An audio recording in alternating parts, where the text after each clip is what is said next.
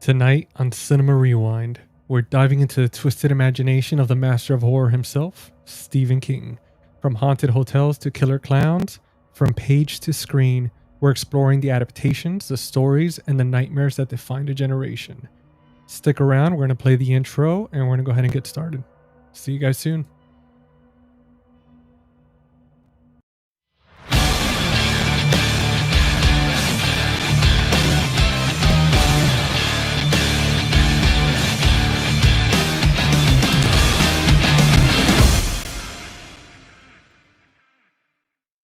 People like to be scared, about the same as the old joke about the guy who beat his head against a wall, and somebody said, well, why do you keep doing that? And he said, it feels good when I stop.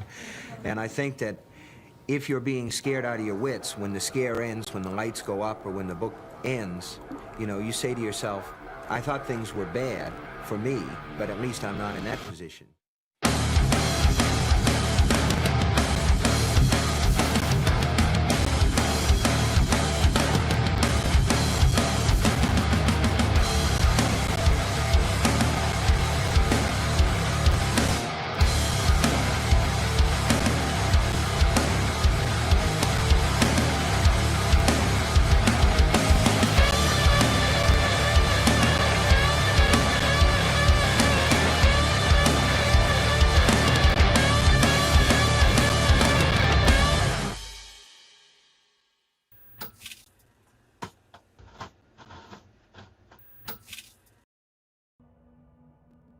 Welcome back, guys, to another episode of Cinema Rewind, a series where we rewind the films and sometimes the books that scare us, thrill us, and shape the way we experience horror.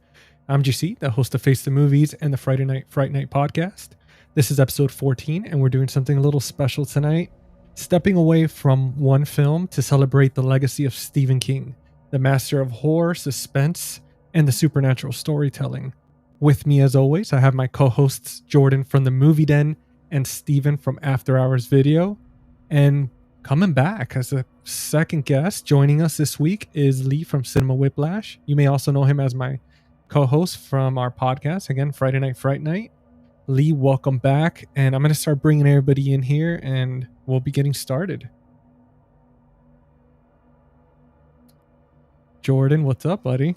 What's going on, man? Dude, thank you for jumping on. Guys, if you weren't aware, Jordan's actually been sick the last few days, but he's such a trooper. He decided, he's like, you know what, I'm going to jump on for a little bit before my voice gives out and just hang out with you guys. Obviously, we cannot not celebrate Stephen King tonight. So, dude. Yeah, man. Dude, thank you for jumping on. I'll try to hang in. I probably won't talk as much tonight, but yeah, I'll hang on as long as I can. Dude, whatever you can, man. Don't even worry about it. I hope you feel better soon, dude. I know it's it's a pain, man, these days, getting sick. Oh, yeah. Yeah, it's always something, feels like. As we get older, we're just falling apart. It's like a Stephen King horror. Sick and tired of being sick and tired. Yeah. Now, Stephen is going to be on in a few minutes, guys. So for all the Stephen fans out there, he will be on. But let me go ahead and get Lee out here. Dude, welcome back, guys. Man. How's it going? Dude, it's going, man. So happy to have you back, brother. Thanks, man. Excited to be here to talk all things King, man. Very excited. Dude, I couldn't think of anyone else that I know that has... I mean, if you guys are watching this and you see behind Lee his bookshelf, that's all Stephen King all day. Like, this guy is one of the Stephen King masters, so I had to have him on. Yeah, I had to pull some of them out. I have them next to me so I can, we can talk about and show a couple of them and stuff. Dude, oh yeah. Yeah, tonight, guys, we're going to be not just talking about the movies and shows. We'll talk about some of the books. So for any of you horror fans, you enjoy reading, little intellectual types, there we go. We're going to have something for everybody. Now, let's see here. I'm going to give you guys a little bit of context, right? For some people that are not too familiar with Stephen King, I know you're tuned in if you are, but if you're not, Stephen King has written over 65 novels and more than 200 short stories. many of which have been adapted to films and TV series, from classics like Carrie, The Shining, Misery, and It, to cult favorites like Maximum Overdrive and Christine. His stories have become the backbone of modern horror, which we've seen a lot, especially lately. Now, tonight Yeah. we're going to be talking about King's books to movie adaptations, which ones truly work on the screen versus the ones that fall flat, our personal favorite Stephen King books and films, and the ones that we just didn't care too much for. So, just a little lineup of what we'll be having on the menu tonight. Now, one quick thing, as always, you guys are probably getting used to that. I do have a big surprise for everybody. My co-hosts, Lee, our guest, he has no idea about this, but I do have a big surprise. It's going to be a little bit later in the show, so stick around with us. You're not going to want to miss this. Promise. Nice. Yeah, so now let's go ahead and get started with good old-fashioned. We're going to start. Oh, wait. Right in the nick of time. Let's get this guy in here, huh? Steven. Not Stephen There King, he but is. we've got the king of Giallo, Steven himself. Oh man, what an opening! What's Dude, up, you- guys? How's it What's going? up, brother? What's happening? Dude, Sorry. I'm glad Well, you made it, crazy. man. Well, you guys are talking about Stephen King, man. I had to be here. Your ears perked up. You're like, oh, Steven. Yep. Now, let me go ahead and I want to start with a little icebreaker. Now, I'm going to start with a fun one and then we'll jump more into a serious one. Now, are you guys ready to dive into the Stephen King universe? Oh yeah. Let's go. Oh yeah. Hell yeah. All right. If you had to live inside one of Stephen King's stories, which world would you survive in the longest? Lee, I'm going to start with you because Oh man, you're a guest. would I survive the longest? And we're talking the only the movies, okay? I mean, you could pick a book too. Listen, for tonight, it's going to be book, movie, show, which either or. Man, it'd be hard to survive in most of these, even in the dramas, right? Like Shawshank, I'd have to be in jail. I'd have to go maybe stick with drama, and I'll say the Green Mile. Maybe I could work in the jail in the Green Mile, and try to be one of the good guys instead of the guy that kills the rat. You know, so Just be in I'm the gonna, library. I'm gonna go Green Mile. Yeah. All right, that's not a bad choice. All right. What about you, Jordan? What are you thinking? For me, I was thinking I'd probably do Carrie because I'm no bully. So Okay. I just won't go to dances. And He's just saying Yeah. that on the air. yeah. Jordan bullies us through text. He's like, do better, GC. He's skipping the prom. He's like, no, I'm not going to that. What about you, Steven? What are you picking? Listen, I'm gonna have to roll with Salem slot. I feel like if you stay away from the house, you don't answer your window, you're good. Okay, that's a good Yeah. one, man. Just keeping your head down and just avoiding that weird, creepy Just house. minding my business. Dude, I think I thought about it, especially watching the movie Christine recently, and I thought, Oh, out of all of them, I feel like that would be the easiest one to survive. I just avoid my crazy friend with the car. I'm like, dude, I'll just meet you at places. You know, I won't even bother following him Yeah. around or anything. but I'd be And- worried about the car, man. Can you outrun the car? That is true. The car does drive Yeah. itself around. Just That's don't be true. friends with that kid and Yeah, your head down. Yeah, we can't be friends anymore. Just cut ties. I don't want to be friends with this kid. Now, for any of you guys watching, let us know which of these universes, these worlds that Stephen King built, which one do you think you would survive the longest? But I am going to go through the comment section real quick, and let me actually pull them up here on the side. Let me see here. And we got a full house. Dude, we do, man. We got a full house tonight. You can tell we have a lot of Stephen King fans. Now, Okay, can I ask you guys before we dive into the chat? Do you guys feel like for Stephen King, you read more of it or watch more of his movies like as we're approaching fall? man, Hmm. Well, I mean, for me, that's good. But I mean, since I got into it in during the pandemic in 2020 is when I Mhm. decided I'm gonna read as much King books as I can. I try to read like sort of one a month, depending. Oh, On wow. audiobook Okay. a few, also. So I have audiobooked a few of them too. But if I was just like casually reading one, I think fall seems to be like the better time. You know, nice little coffee in the morning. It's Oh, cold yeah. out, and you're reading Dude. some Misery or something. That'll be great. Yeah. Misery makes you feel cold, just obviously with the snow and everything. And I'm sure with the Yeah. never read the book, but I'm sure with the detail that Stephen King would put in there, it would make you feel like you want like a hot chocolate or a coffee or something. Yeah. Just And it's a vibe. I swear, like around fall time, I remember I like reading a lot of his short stories, just because they're easy to just jump into. I can knock one out, in a yeah. night.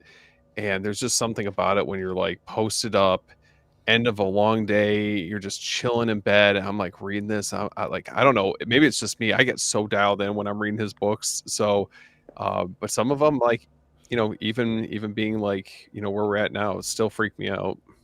Oh yeah, dude. Well, I know Jordan, since you're not feeling well, man, maybe after you could just lay down, have some tea or something, pull open a Stephen King book, make you feel Yeah. better. Yeah, I don't have any of his books, but I might throw on The Shining. That gives me all the Ooh. cozy vibes.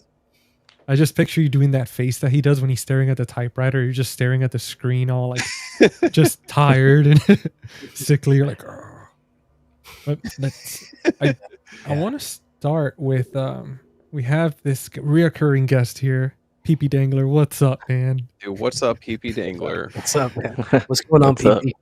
PP? PP, Stephen King ruled my childhood. Absolutely, man. Those are some of the staples right there I grew up with. Oh, Creep Show. Yeah. Mhm. Yeah. And we have Alexander joining us this week. Alexander, we missed you last Alexander? week. We missed you. Where were you? But it's okay. All is forgiven. Welcome back. We'll talk 4K later. Yeah. What's up, 4K Tent Revival? What's up, man? What's going on? We got William Driver. What's up, man? What's up, William? What's up? And we got Dell on Movies. What's up, brother? What's going on? What's happening, Dell? And look what we have. I know, Kelsey. I knew we would lead you out into the live stream if we talked about horror books. So glad to have you here. Thank you for coming to hang out with us tonight. Actually, checked out her channel not that long ago. Oh, dude, she has such yeah. cool stuff. Lots of great stuff. Alexander. Oh yeah, dude, that's for you, Jordan. Wish Oh, you send you thank some you. good energy. Thank you. See, we got 4K Tent Revival. Yeah, definitely. Those are some different choices. Yeah. Got Shayla. Hey, Shayla. Misery's intense. Hey, Shayla. Shine on that like button. Absolutely, guys. Go be like Dell. Go hit subscribe to everybody here. Go hit the like, share it, all that stuff. Dell's leading by example. There we go. Hey, hon. What's up, Aaron? Thank you going for on? joining us. How's it going? She was like, "You're talking about Stephen King? Hell yeah, I'll be watching." I was like, "That's all I had to get her on here." Is she a big fan? Yeah, she definitely loves. Nice. I mean, her parents raised her right, exposed her to the King and all that good That's stuff. awesome. So, and then we got the other Stephen. Listen, we only got one King on here, and it's our Stephen. Oh man, right here. There we go. No PH. Yeah, No PH. That's right. No Stephen. We got okay. Yep. You know what? I mean, that's a hot topic we're going to be talking about a little later. Yeah. Let's see here. Let me go. Then we have just a few I like more. them both, like the book and the movie for what they are, because they're obviously they kind of veer in different directions, but got a lot of love for both of them. Yeah, I never read the book, so unfortunately, Super impressive. I do plan on reading it eventually. I want to go through all his books eventually. Outside of We Have No Kids. That's a good choice because this is from the Icebreaker earlier. Definitely surviving the outsider. Oh, okay. Oh yeah. And then this one, damn, that was a good one. Stand By Me. Oh That's yeah. a pretty easy one to survive. Unless you're the dead body they find. Yeah. You're already done. Yeah. Then you're screwed. Carrie's World, Bullies in Flames, Carrie Marshmallows. Oh, there we go. And yep, Jordan, look at that. You got a Kindred Spirit. See, there we go. Carrie's awesome. And then, guys, if you haven't checked out Kelsey's channel, Slime and Slashers, go check it out. Oh yeah, absolutely.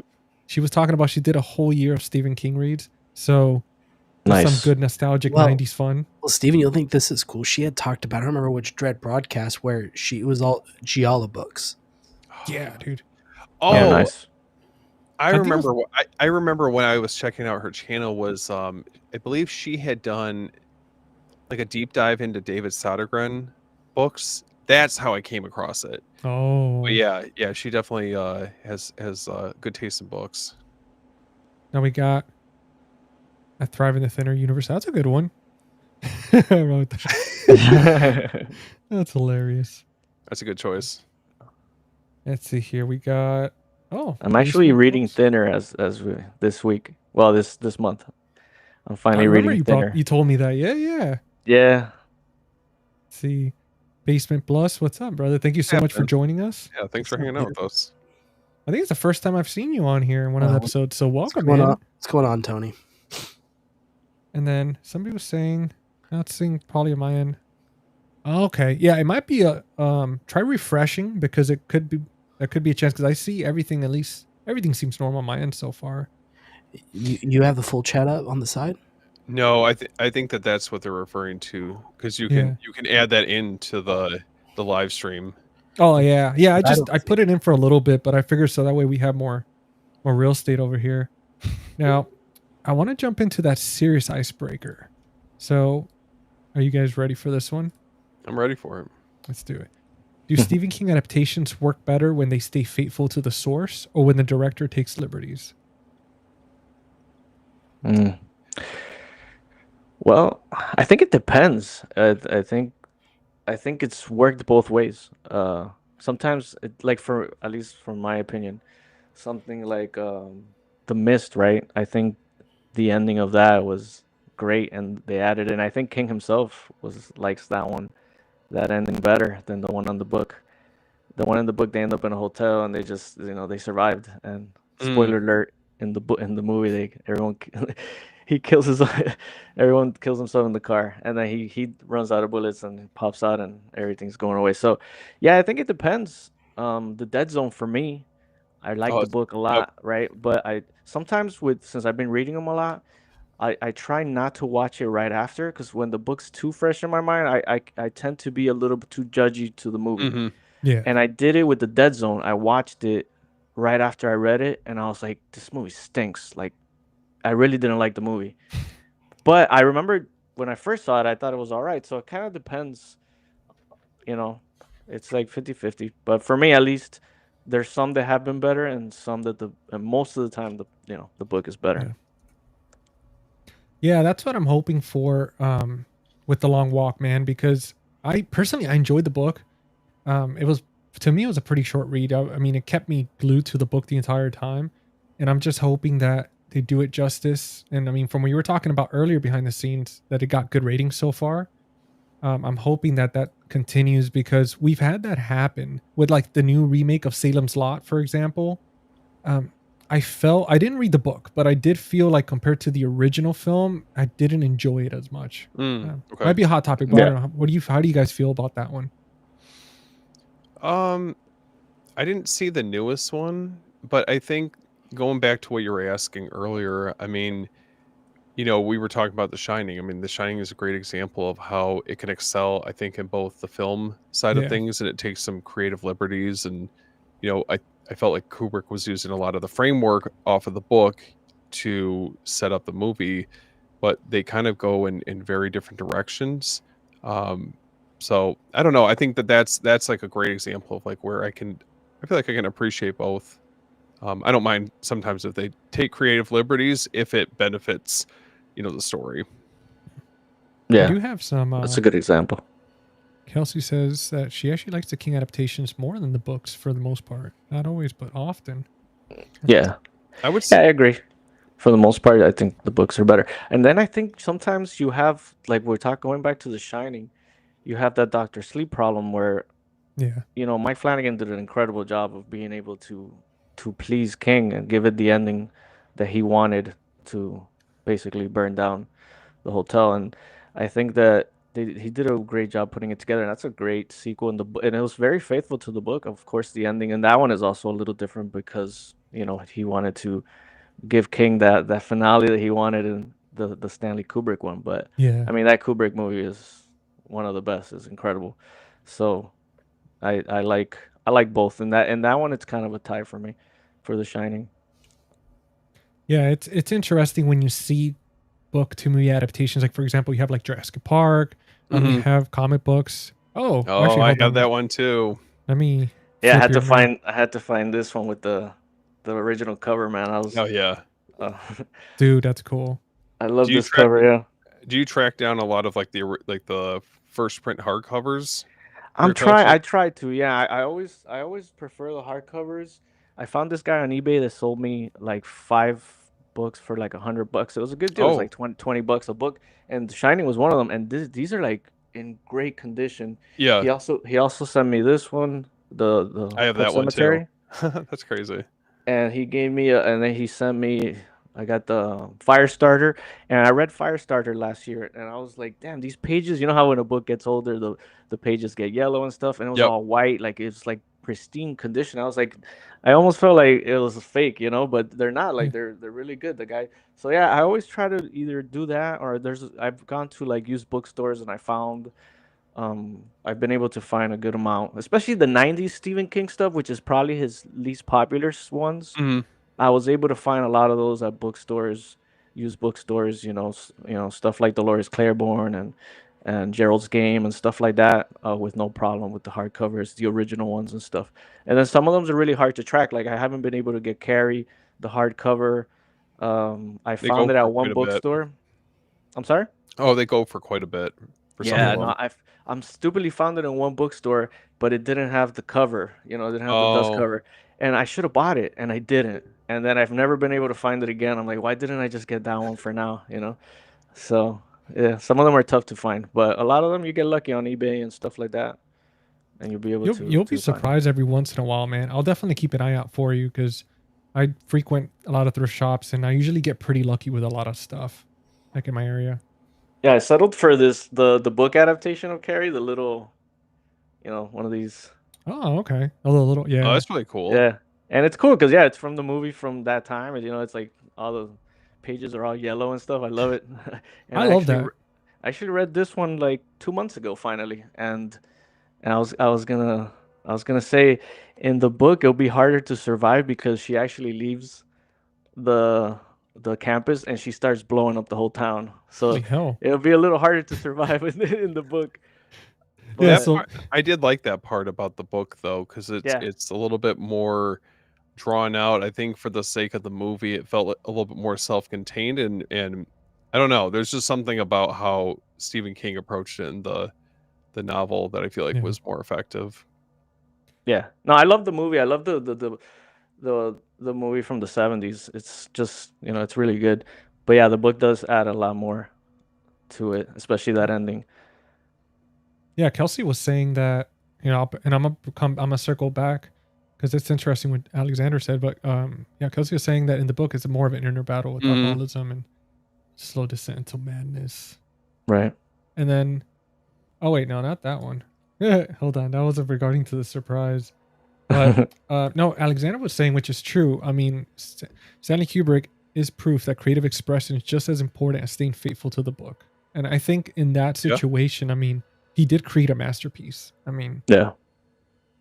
but it's unfortunate that Stephen, and not our Stephen, but the king himself, that he didn't like it too much because I know our Living Stephen in liked it. shadow. Yeah. Yeah.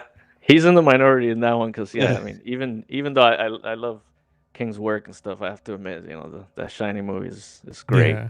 Hmm. And then we got, what's up, Travis? Thank you for joining us Travis? tonight. Oh man. And then let's see here. Because I did want to ask you guys. So with Stephen King, right? How old were you guys when you were first exposed to Stephen King, either books or movies or shows? And do you remember the first book or movie or show that you were experienced that you got exposed to? Oh, it was I think fifth or sixth grade for his books, and then his movies. I'm pretty sure. I think it would probably been Yeah. like Okay. the series, but that was I think probably the first I saw from him. What about Yeah. you? What about you guys?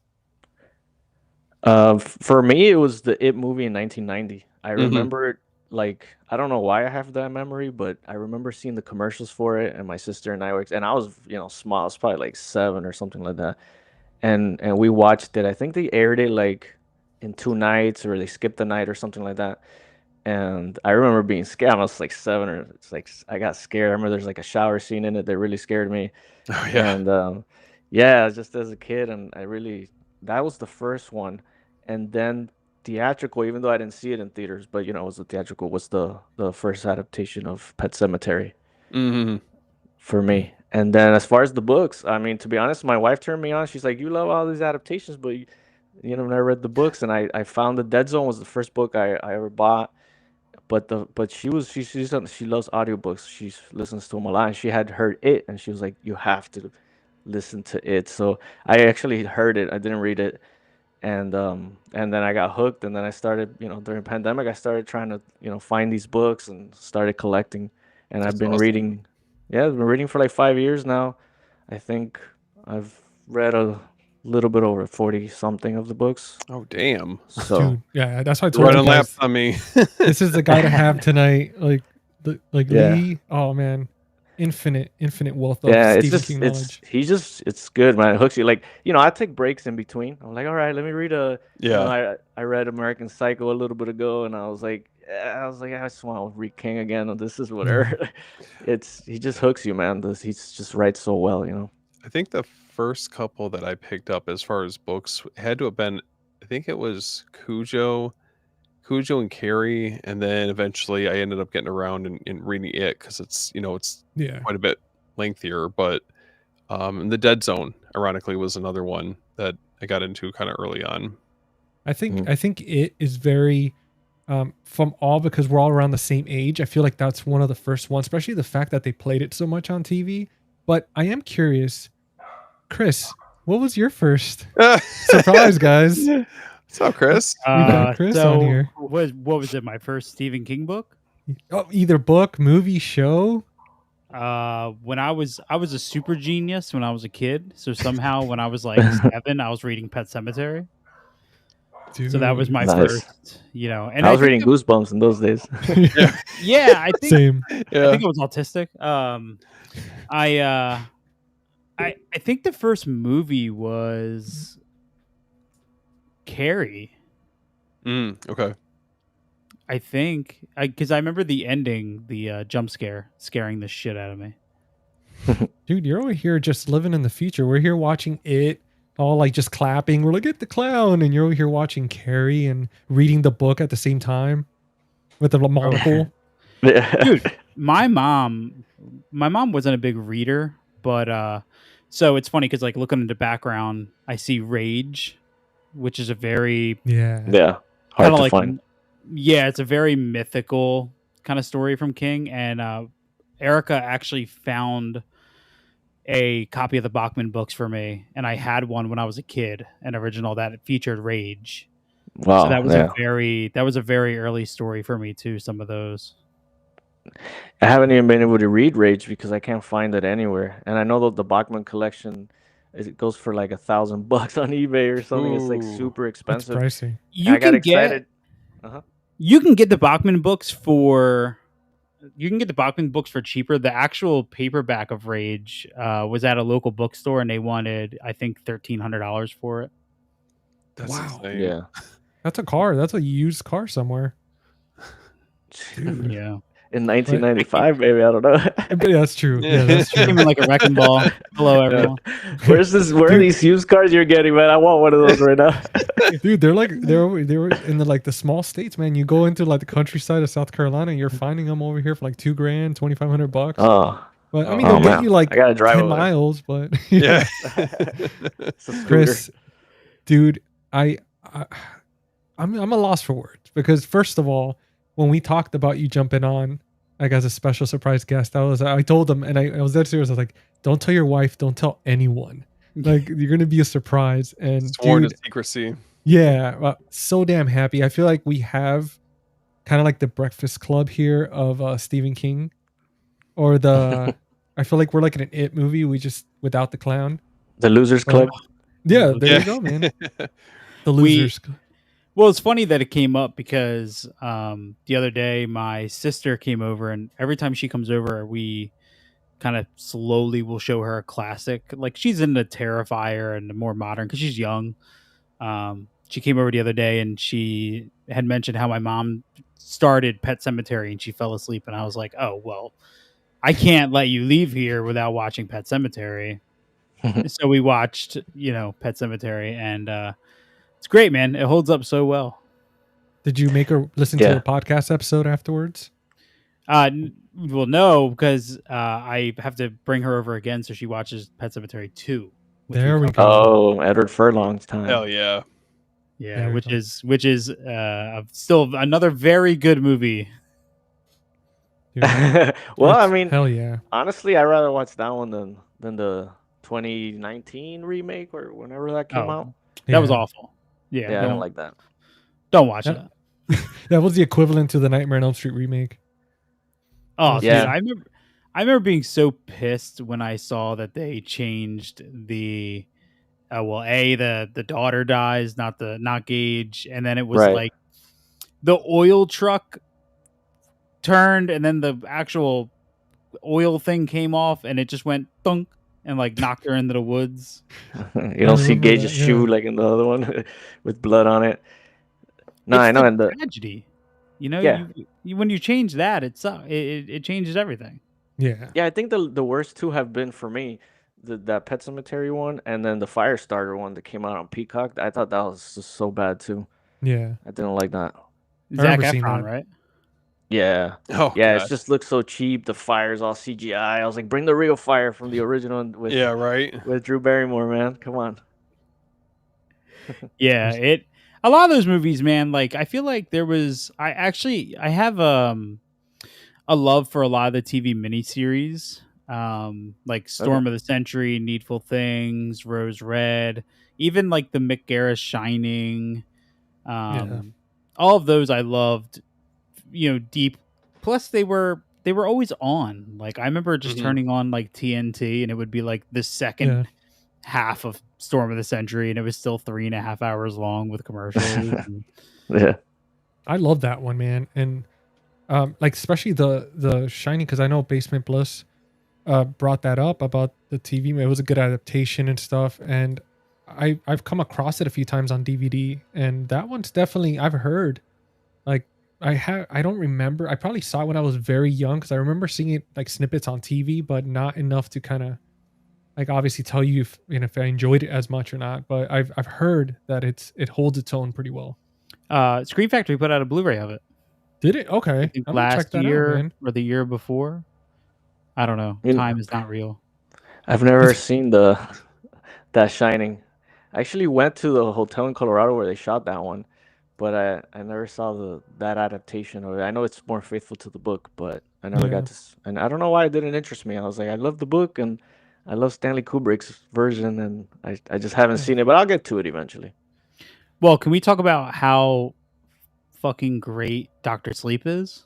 Oh my It's god! fucking I great. mean, it's. I mean, we'll move on to that section there because I want to talk about Best King adaptations, and I mean that one right there. I mean, there's nothing that I could see wrong with that movie. Like that's an absolute masterpiece. I mean, the shots, like the making like doing the scenes in the hotel, like the blood coming out of the elevator, everything was just absolutely top. It was a love letter. It was just saying, Stephen King, I love you, and I'm a director because of everything that you've written and inspired me, and here you go, you're my grand opus to you. That's Mike Flanagan, dude, and Yeah. even Gerald's Game is like a really Yeah. good adaptation too. No, Yeah. that one's really I good. like that one. I think Stephen King found the guy to be doing a lot of his adaptations so far. I mean, because he's only done 2, right? He's only done 2 so far. Well, no, the Gerald Life Game. of Chuck recently. He Yeah. did the Life of Chuck, and I mean, yeah, I think he's up there with Frank Darabont because Yeah. I can't forget about him. I mean, his adaptations have been great.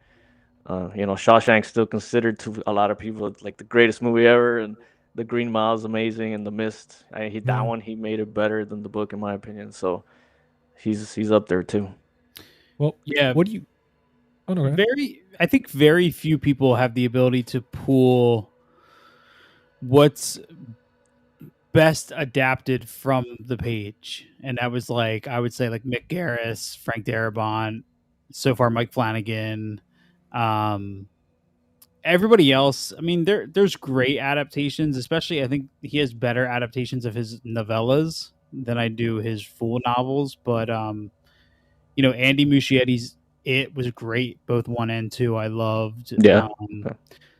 Tom McLaughlin, his Sometimes They Come Back. Oh, is yeah. a favorite of my wife I and love I. that. Yeah. Yeah. Love that movie.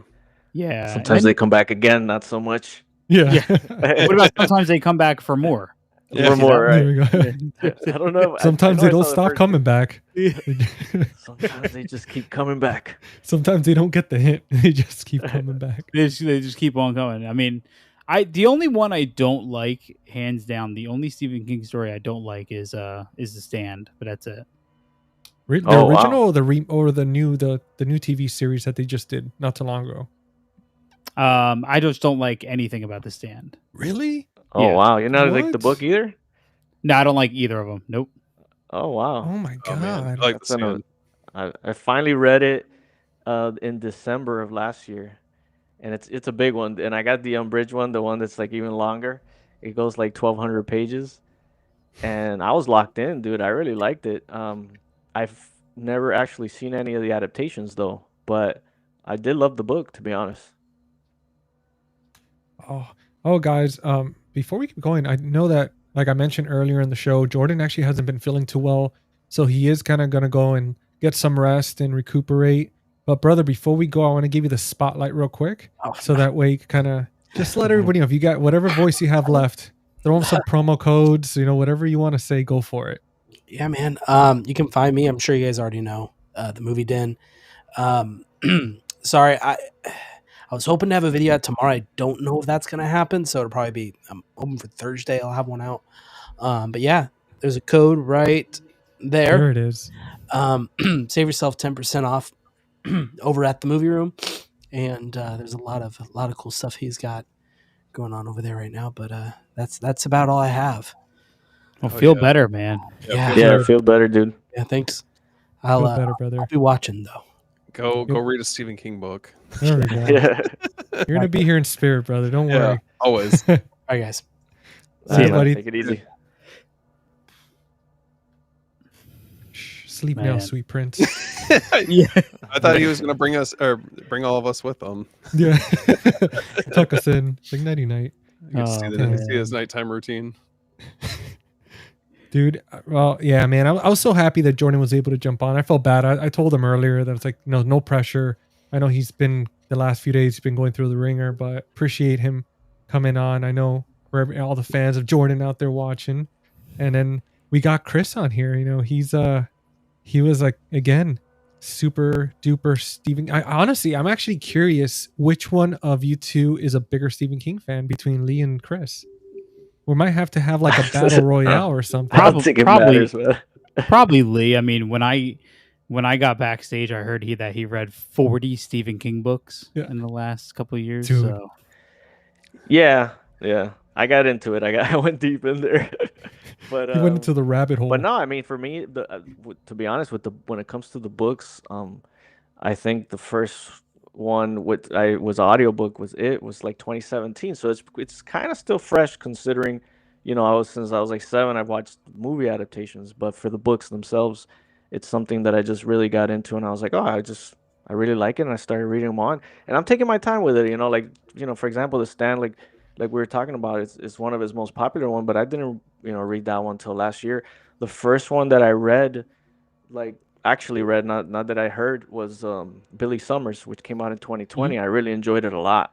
That one they haven't adapted it yet. It's about what is he? He's like a hitman. I don't know if you guys have heard of it. I'll put it up here so you guys can Yeah, see dude. it. Let me zoom Yeah. you in here. Nice.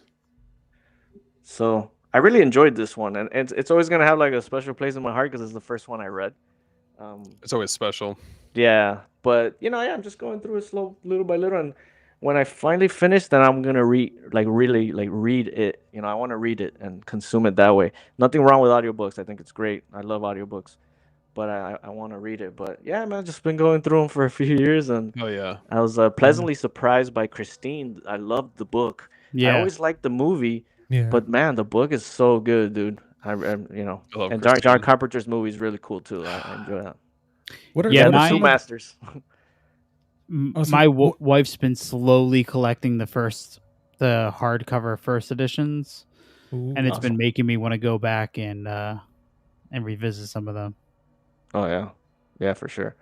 No, they're fun, man. They're locked in, and if she's collecting those the covers are amazing. They're awesome, man. Those are the way to go. I love the older covers. There's something Yeah. about those ones that stand out compared to, you know, how there was like, I mean, there's been a number of like re-releases, and I don't know. There's just the originals. Just I don't know. There's something that just so memorable about them. I know Yeah. Ken recently posted on Instagram some new covers at Target for the new books. I mean, well, not for the new books, for the older ones, but they redid the covers. They looked amazing. Like they looked Oh. beautiful, but Didn't Ghoulish Gary do the covers I'm not sure for a couple of them? for what, for the new ones. Yeah, I got to go back and look at which ones they were, Yeah. but I saw what you were talking about. Yeah, man. Like, and I saw them. I was like, damn, they're beautiful. But it's something about the original ones. I know for me, I know what Lee was talking about earlier. Like some of the books, because Mhm. they're older, they have like those yellow pages.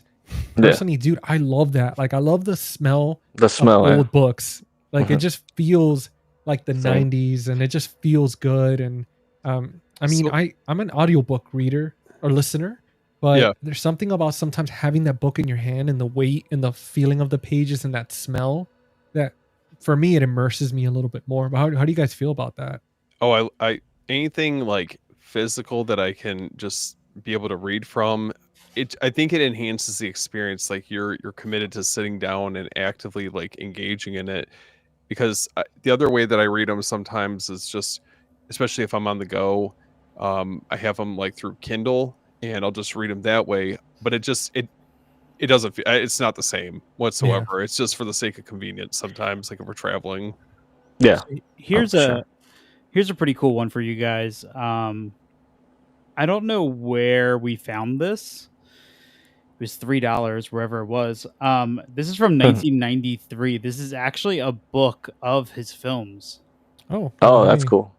Let me flip your camera. Oh, there we go. Yeah, there we go. That's Yeah, sick. Dude. so this was published in 1993, and it gives like fun facts. It has like actually King kind of commentating on "Here's my cat." Hey. Oh, Pet Cemetery. Yeah. Oh, Oh, God.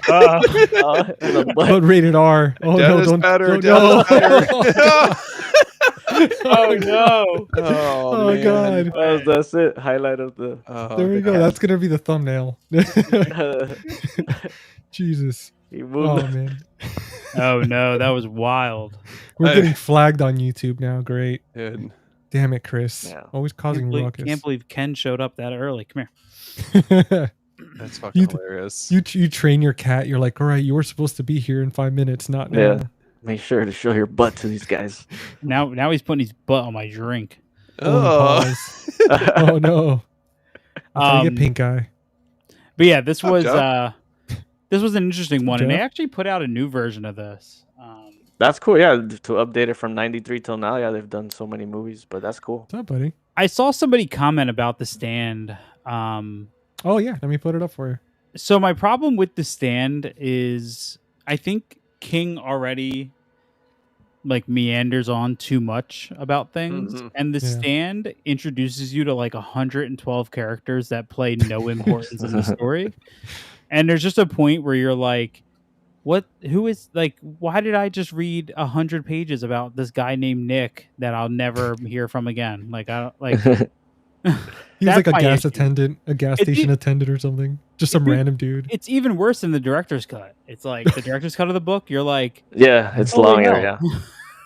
Dude, I would say the remake to The Stand though, the show, the brother of the guy that plays it in the 2017 version, he's the bad guy in that, and I really enjoyed it. It felt almost like the Walking Dead type thing, but Mhm. obviously without the zombies, and Yeah. it was kind of cool, man. It was like Mad Max meets the Walking Dead type situation.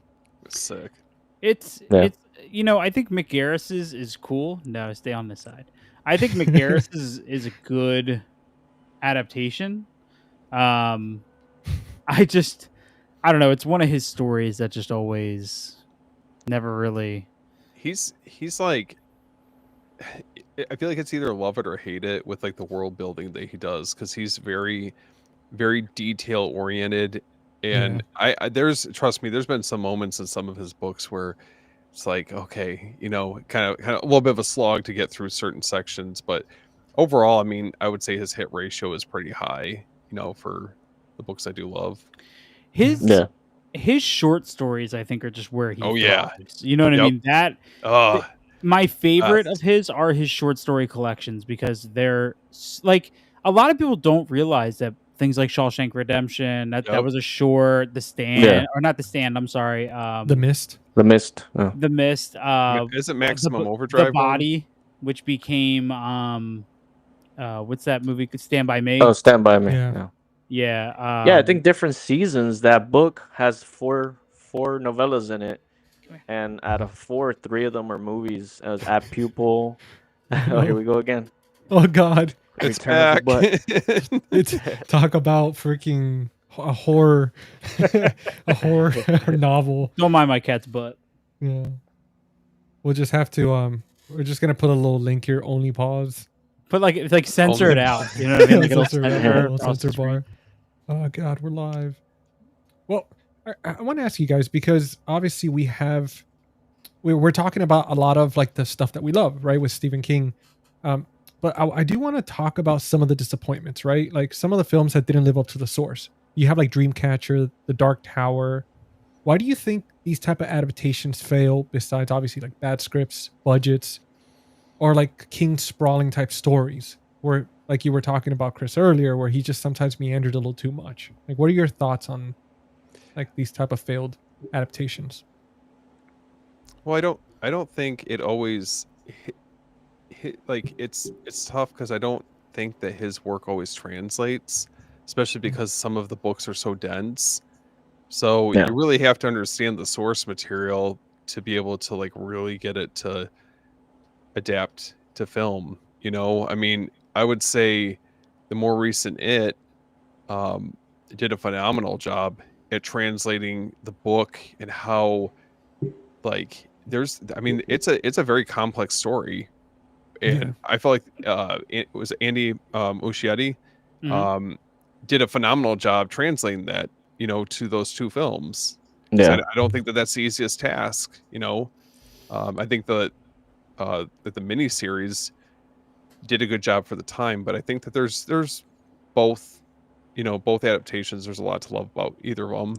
I think a lot of the times when it comes to it, people tend to enjoy the adults in the original miniseries, and then in the the kid stuff in the Andy Muschietti ones.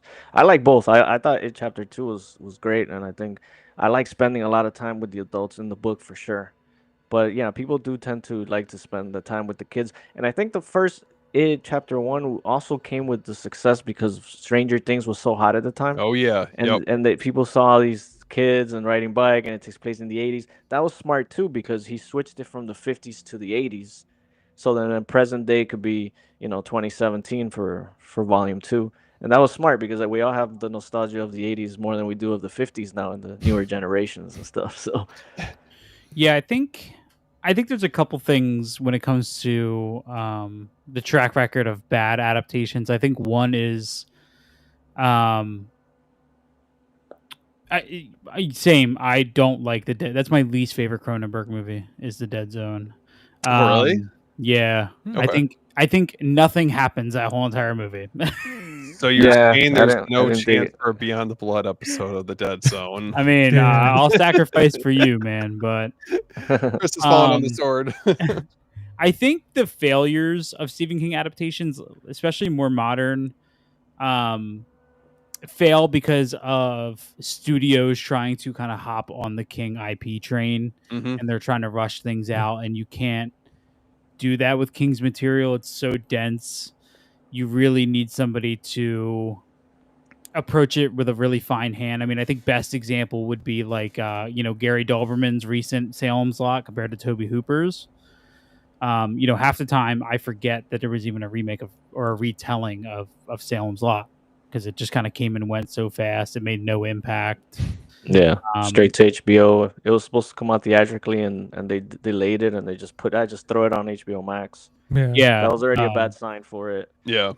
What else are like not so? I mean, Idris Elba's The Dark Tower was like a total miss. Dud. That was like, you know, Yeah. I haven't read Dreamcatcher. them yet, but yeah, people just I didn't like the movie anyways. But I mean, The Dark Tower is like what 7-8 books, so just to try to get a lot of that in 1 hour and a half movie. It wasn't even a 2-hour movie.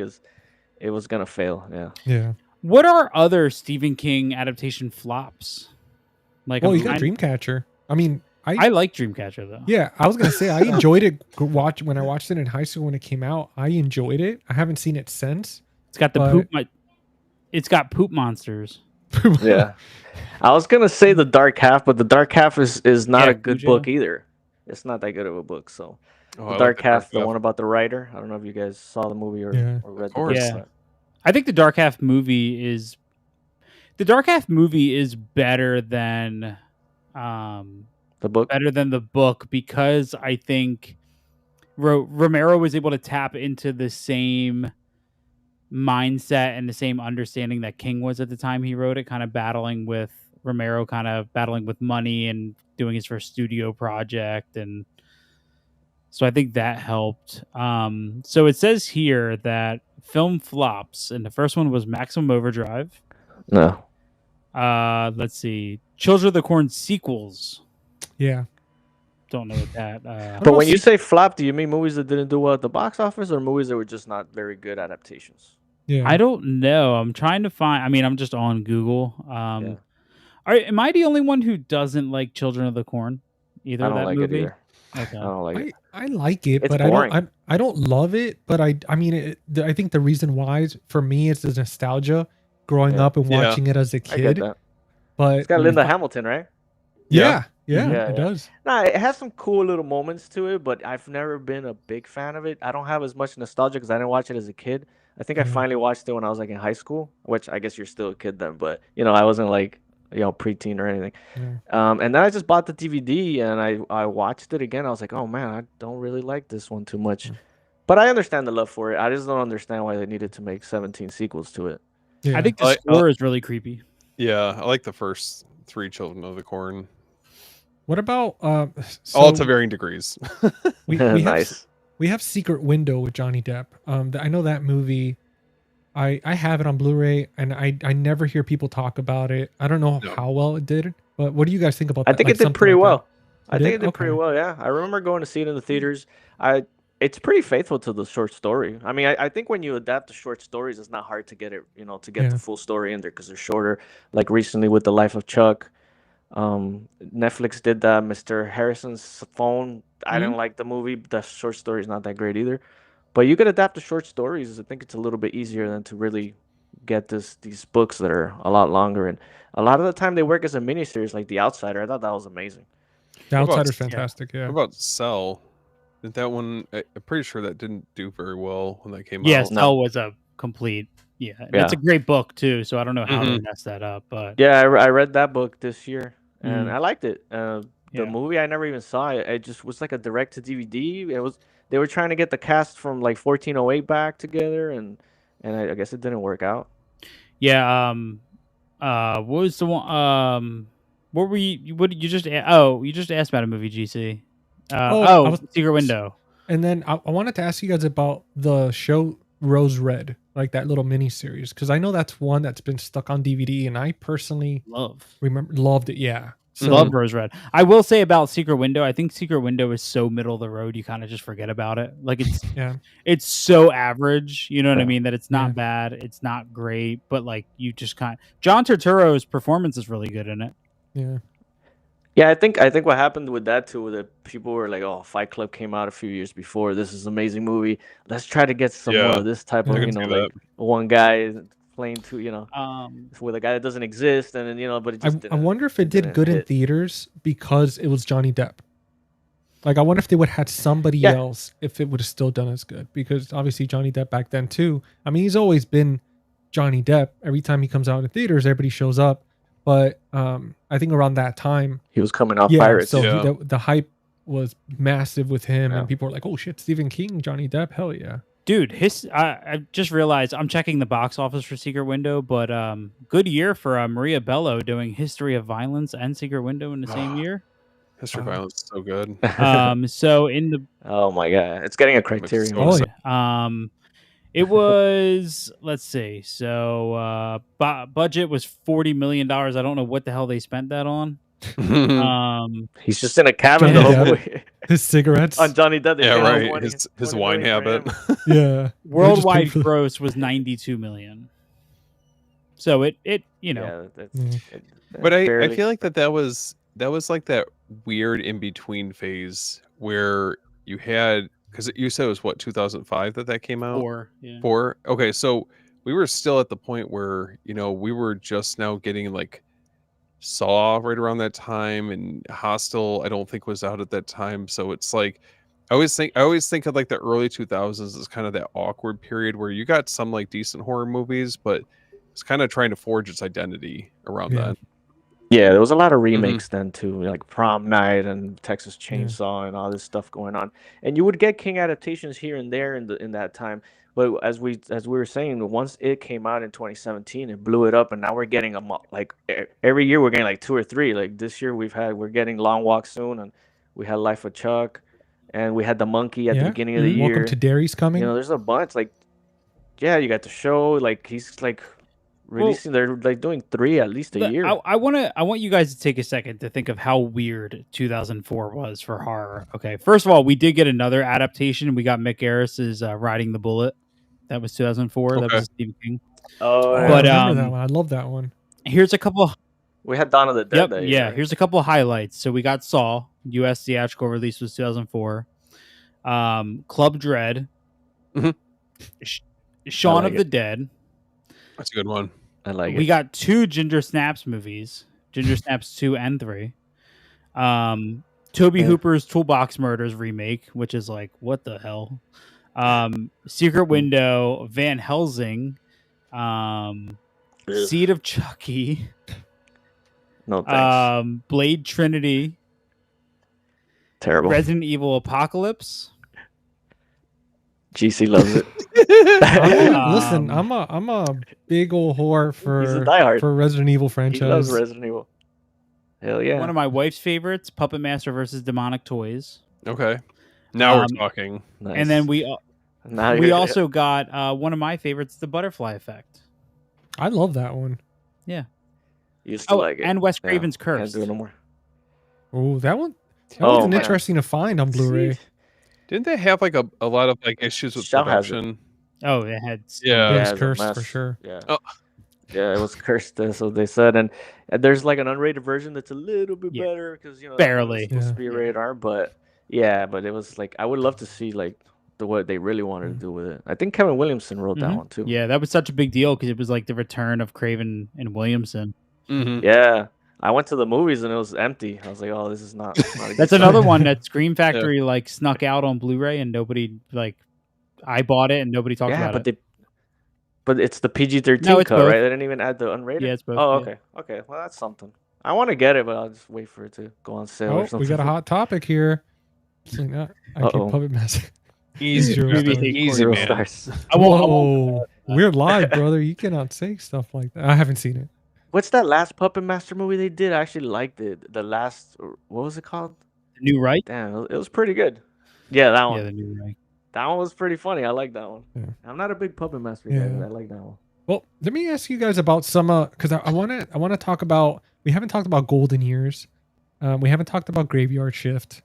The original Silver Bullet, and then the Langoliers. I know someone here was mentioning Jason Byers official was talking about that he loved that movie as a kid.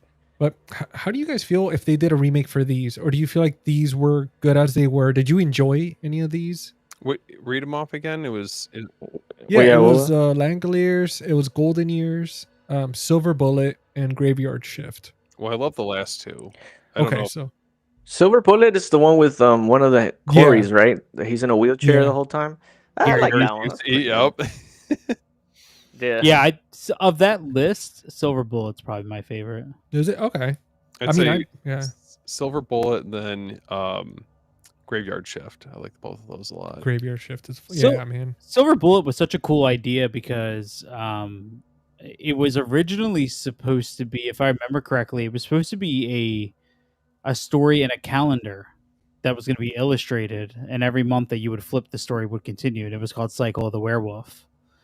And then eventually, somehow, it went down the hole and it turned into like just like an animated story. You know what I mean?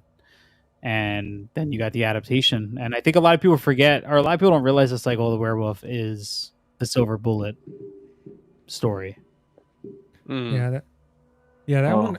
I definitely. I haven't seen it since I was a kid, and I remember like loving it. Obviously, with the whole hype with the Corys, every time they came out with something, I was like, oh man. But yeah, man. The Langoliers, I you know what, that's one that I have to watch. I read the story, the short story. I think it's a novella or whatever, and I liked it, but I never watched the movie. It passed me by. I gotta admit, I haven't seen It that one. reminds me of the show, like I think it was either the 4400 or there was another show on Netflix that has to do with like a plane disappearing and going into somewhere else and then coming back. Yeah, I think that was the 4400, I think. Yeah, I know that one. But then they made another one too. There was a more modern show that they did a few years back. Yeah, it was called... I forget. Damn it. Yeah. Thought you had it for a second. I got excited. I was like, oh, thank God. Just like the plane, my memory disappeared. Just disappears completely. I thought it was wild when I found out that Don Coscarelli was supposed to direct Silver Bullet, which is just like crazy what you could have gotten. Yeah, I forget what I was listening to. There was a podcast I was listening to that was talking all about Silver Bullet. I forget now. I don't know. Much like the plane. There's a recurring thing here. You know what? We're trapped in a cycle. We are in the Stephen King story right now. Dude, I'm down with it. Yeah, somebody said he wished the werewolf design was better for Silver Bullet. Oh yeah, with Dan. Yeah, I thought it was not bad. Yeah, it was okay. I mean, it's no American Werewolf in London, but you know. Well, I was gonna say that was after American Werewolf and in London. It's no Howling 3. Should have done better. I mean. It's no end credits of Howling 2. If you know what I mean. Yeah. Well, the first Howling has good werewolf. Well, have you ever seen Howling 2? No, I stopped that one. Well, the end credits is literally just tits flying out of a bra over and over and over again. That's all it is. It's literally the end credits for the Howling 2. Dude, for there like needs to be 2.5 more minutes. love for the marsupials. What's her name? I forget. What's that actress's name?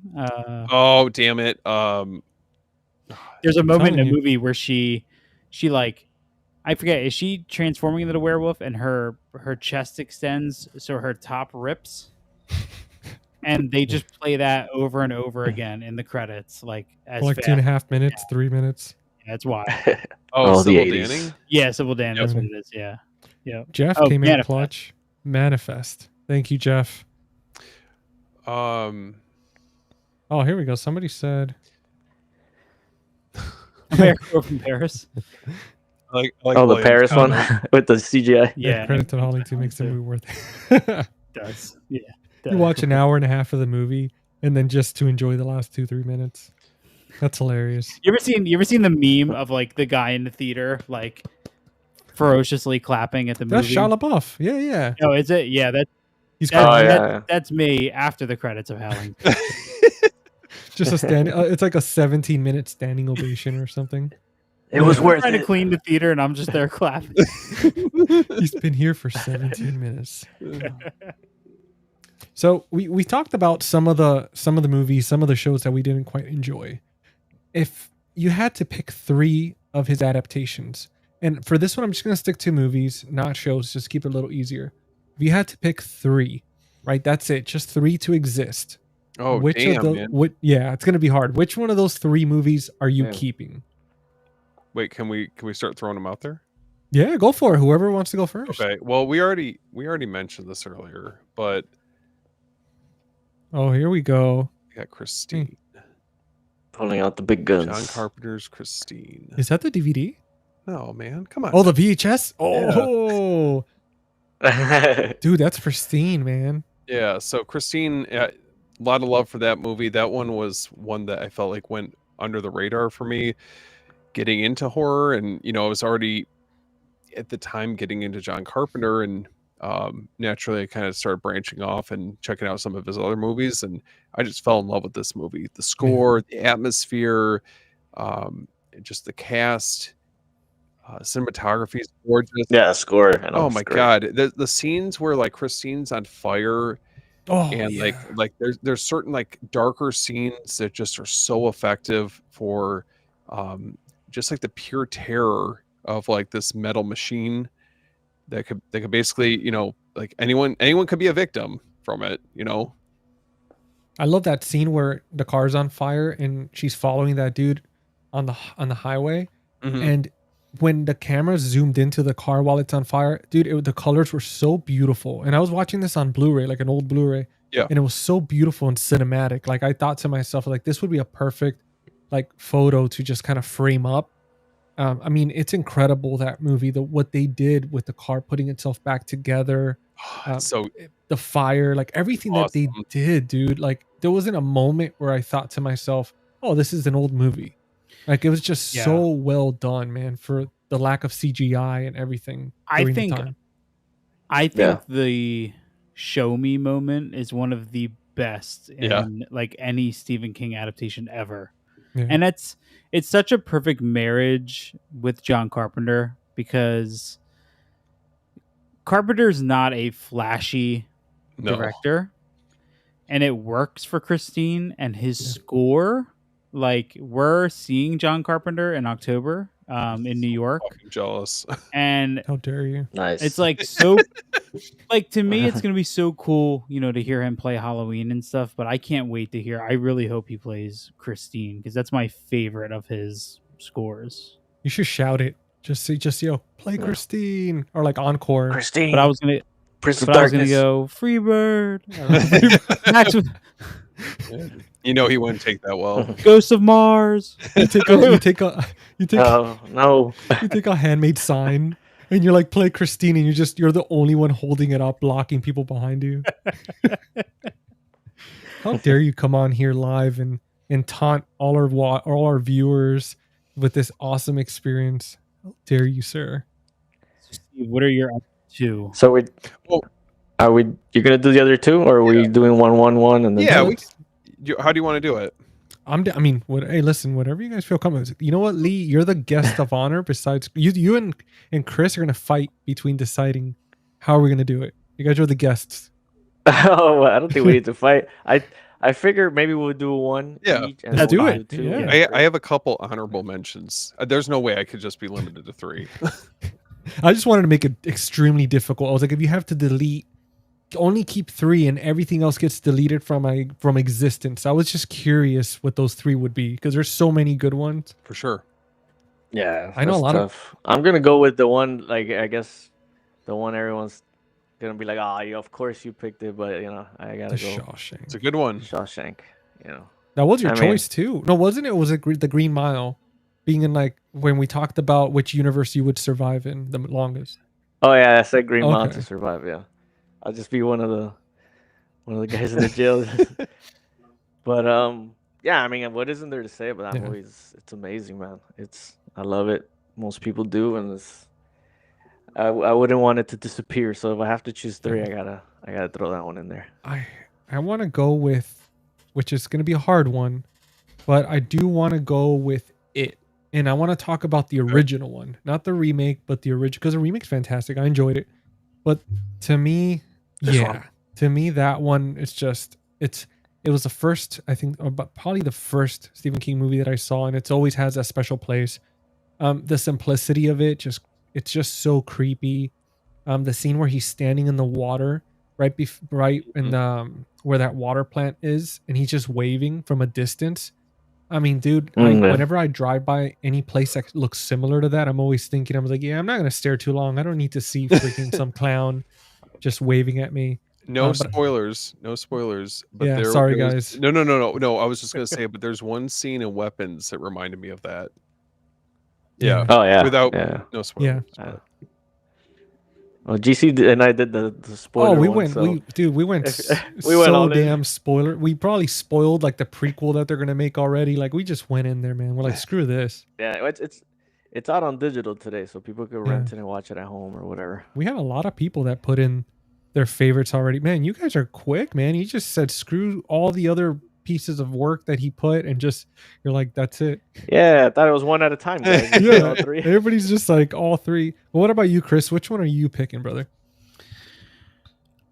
So first, I feel like I have to be the unsung hero for Brian De Palma's Carrie. Okay, Oh yeah. it's not a Sure. bad choice at all. I think it laid the foundation for pretty much. I'll put it out for you. Yeah, I have mine on the shelf. Yeah, there you go. Beautiful. I think it's a mix of. Oh, hold on. We gotta...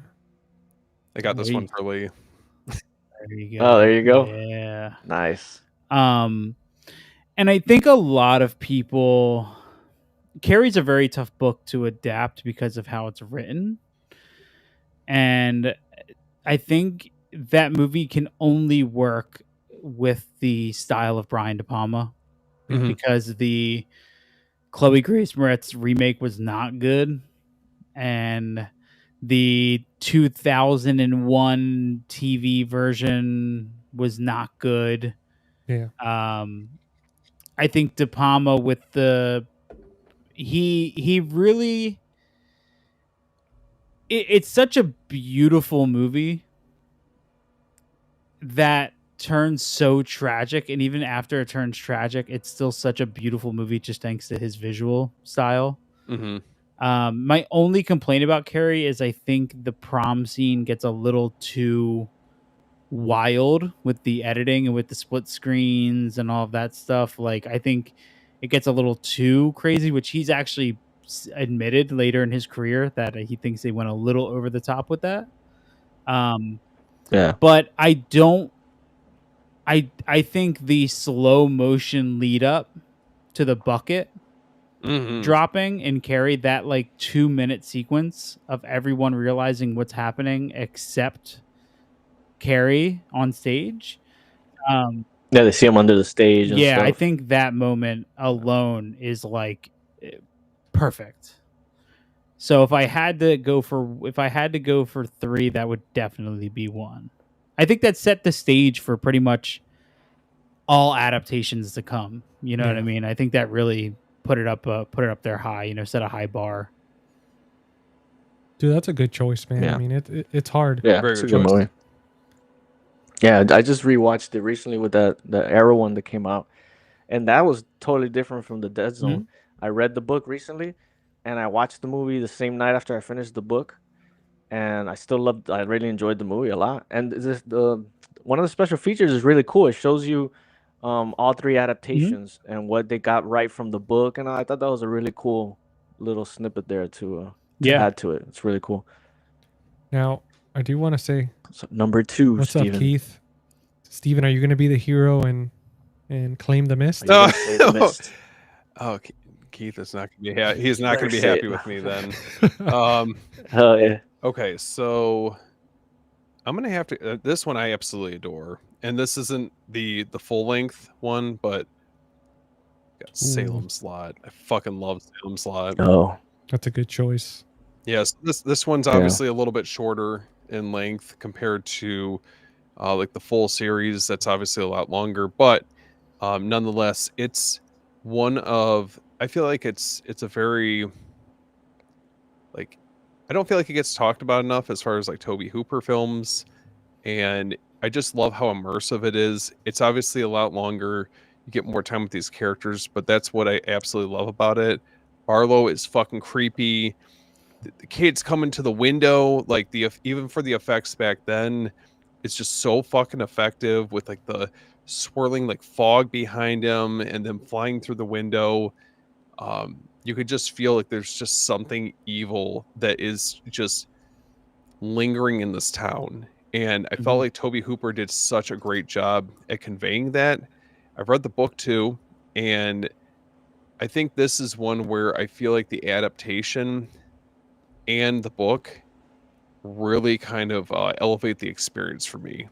And I go back and forth on this probably being my favorite Stephen King book and adaptation, just because it's, I don't know, it's just, it works for me. Alexander, Yeah, how I dare get you that. break Steven's heart? It's Oh, okay. It's all good. Yeah. There Him, you go. it's for me. It's always the image of him in the chair in the corner Yep. when he turns and the eyes are white over. Very, and- very Yeah. drawn out, slow, Yeah. methodical. Yeah. But at the same time, I think people would like the Toby Hooper book better or the movie better if they read the book, Yes. because The the deep book appreciation. is great. Yeah, the book is fantastic. Book is great. What about you, Lee? Oh, I'm gonna do number Yeah. 2. Can I do one as a joke first? Do it. Come here. Dun dun Oh, dun. here we go. The Running Man. Oh, Are you hell excited yeah. for the Edgar Wright readaptation? I wasn't. I mean, it obviously looks like they're adapting the story more like the book. Mhm. At the same time, I wasn't too big on the trailer. I thought it looked a little goofy, but I do like Edgar Wright, so let's see what he does with it. I'll go check Mhm. it out, but the trailer doesn't have me too excited. Lee, you have the Running Man don't know, right man. next to you, dude. Like behind us, like the wallpaper and the live stream. No, on the live stream. Oh, I was like, Yeah, one if of you the if you books look here, I where was the like, I logo do is have on the book. screen, it actually says Running Man right next to you. So I think it was like meant to be. Oh, I thought you were seeing my Dude. my little book here of the movie too. But no, I don't know, man. I'm kind of, I don't know if I brought. Yeah, I gotta do this one. Is I this gonna mean, be the second how can I one, like not? the official? Yeah, this is the Oh. Power official. ranking. I do like the Running Man with Schwarzenegger. I think it's a fun movie, but I wouldn't, if it doesn't exist. It is what it is. Oh yeah. Damn, yeah. I mean, you gotta Lee's, this Lee one got all the bangers. talking about Dude, just rewatched it 2 days ago. talk about adapting it. Yeah, I mean, I gotta say Rob Reiner is another one that's adapted King pretty well. I mean, with this one and the body, what was the name of Stand By Me. He's done a good job, man. But Kathy Bates wins the Oscar for this. Just performance is incredible. James Caan is great in it. It actually, there's story within the story inside of the book that I actually didn't find that it was necessary. So the movie obviously cutting that off actually Yeah. works better. I'm not saying the movie's better than the book. I kind of put these in almost in a tie. I think this adaptation is really great. I love the scenery, the cinematography with the snow and everything. So yeah, I would have to put that one second. Sorry, I didn't put The Mist. I thought about putting Dude. it, but I was like, let me not do all Frank Darabont. That's hard because I love that. I love I The love Mist. it, dude. I love that movie. That ending always gets me. I think it's so good, man. It's so creepy. Here's the other. That I have that one, but it comes with the black and white version. I haven't seen it, but Yeah. I need to check that out.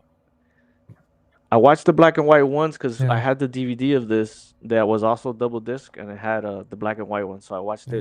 it, back in the day, like 2008 Dude, or whatever. I know I'm gonna probably disappoint some people with the one that I'm gonna pick, but it also goes back to the message behind it and the nostalgia.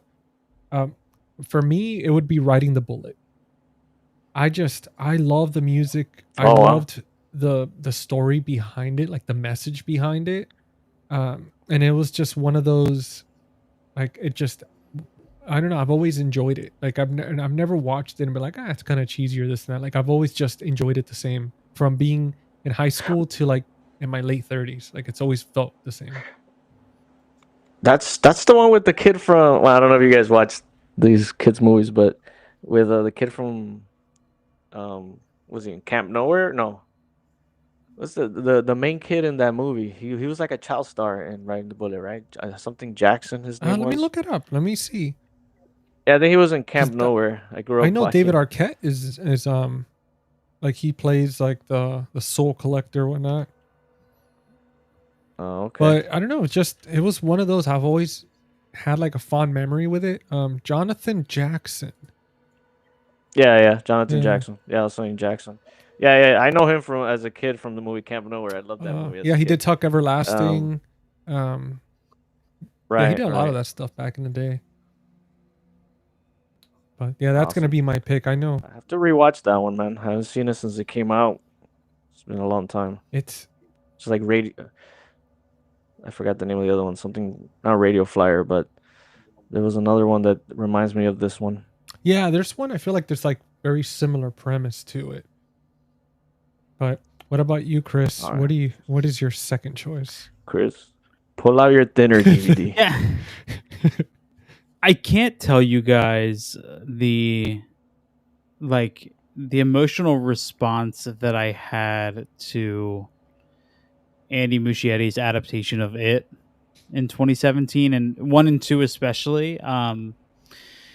It's funny because for some reason I always felt like I connected to those movies so hard, and I could never figure out why until I just watched them probably like a month or so ago, and there's this weird understanding of like being a kid and being an outsider. And I remember as a kid growing up in a town where, we had to be back by the time the lights were on, and we went and kind of like Stand By Me, walked the train tracks and did all this stuff together. And now it's funny because I'm a very reflective person. So now in my 30s, one thing I always think back on is like how much has changed since childhood and the loss of innocence and all of that stuff. And that movie, I think, Yeah. especially in combination with Benjamin Wallfish's score, just hits that so hard. And the moment for me was at the end of It Chapter 2, when it's the shot of all of them in the street and the camera pans and it's their Mm. reflection as kids in Yeah. the window. It felt, I remember going and seeing It 2017 in theaters, and it felt like an event. Like everybody was seeing it. It was the biggest thing. Yeah. It It was was huge. gigantic, dude. And that movie has a scale. Warner Brothers gave up the money, said, hey, make this. The fact that they split it into 2 chapters, and chapter 2 was like almost 3 hours long, was incredible. It feels like we're never going to get that treatment again from studios. And I get it. Like there's some issues. People had issues with the humor in It Chapter 2. People had issues with the CGI. It's something that Yeah. I've gotten over more and more since time has gone on. Like I can forgive it, and now I just kind of think it's funny, and I think it fits the story well. But goddamn, dude, those movies are really important to me. So it's probably my Yeah. number 2. They're great. That's a good choice, man. Yeah. No, I love chapter 2, man. I mean, I agree about you having to de-age the kids because some of them, except for I think the Beverly, the girl's the only one they didn't because she looked the same, but all the boys had to be de-aged, and some of that doesn't look that great. And I also thought when I first watched it, like, oh, maybe they should have gone straight with the adults the whole movie. There was no need to bring the kids back. We got a full movie with the kids, but it works, and I enjoy that movie a lot. I do like chapter 1 a little bit better, but I know a lot of people kind of just like only chapter 1. They don't like chapter 2, but I like the adult stuff. And the book is a lot of fun too. So yeah, I wanted to put those two in there also, but I'll Yeah. I'll try to find a different one so we all have different ones. I think what's most impressive about that movie is what spell they pulled to do that casting of the Yeah. kids into adults. That is Hmm. like out of control how well they did with that. Like James McAvoy, Bill Hader, Jessica Chastain, and I forget his name. That was Ben. Like that. If you had showed me part 1 and I knew nothing about movies, and then you showed me part 2, I would have thought that those kids actually grew up and that's who we were seeing. Yeah, but you know what? I think Jessica Chastain was really good, and it was a great choice, and I understand why he cast her because they had done a movie together, Mama, previously. But I kind of wanted Amy Adams. I see more of Amy Adams in the girl that played Beverly in part Mm. 1. Um, and she's shorter and stuff. Chastain, she's just like a taller. I don't think that girl's gonna grow up to be that tall.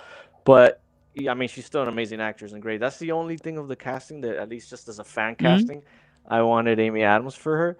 But they knocked it out of the Yeah. park, Yep. man. Everyone's really good in it. Um, I just wish they would have kept. I forgot the name. Was the guy that turns out to be a stand-up comedian. I wanted him to be a DJ like in the book, but that's like a little nitpick Yeah. from reading the book. I wonder Oh, why they Richie. went with that You're talking about choice. Richie, yeah. Yeah. I Richie, wonder why they did that. yeah, beep beep. I just think that nowadays the whole radio DJ thing has kind of died out, Oh, yeah. and you know, stand up comedy is bigger, and and he was like a comedian throughout. You know, he was a kid that liked to make people laugh and stuff, so it almost made a little more sense in a way. The way they went for like, oh, you know, he just grew up to be a stand up comedian instead of a radio DJ. I think in the book, especially since it took place in the 50s and then it goes to as adults they're in the 80s. In the 80s, radio DJs were it was a huge thing. People listened to the radio a lot Sure. more. You got Howard Stern blowing up and stuff like that.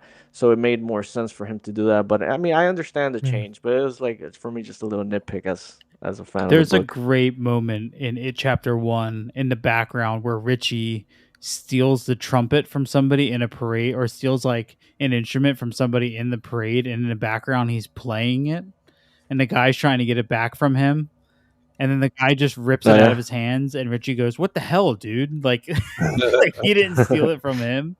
And it's like my favorite little background thing in that movie. well, the background thing I love too is the Nightmare on Elm Street poster. I think it's part 5 or something. Yeah, it's I on the thought up there. marquee. Yeah. Yeah. We have Danica Walker saying fart. Well, I mean, Oh, Fart. fart it is. she wants the cat back. You think Maybe Stephen that's King farts? Oh. I hope. There we go. Plays a younger Amy. Hey, whose turn is it for their Oh, number? that's. Wait, GC, you didn't say your number 2, Oh no, right? I did. I said right in the Oh, bullet. yeah, you Yeah. did. You said It's right in the Steve's turn, bullet. I think, for number 3. Yeah, Steven was like searching the depths of his Oh my collection. god! I thought I was going crazy. I was Where like, is I this swear to movie? God, if someone came into our house and took it.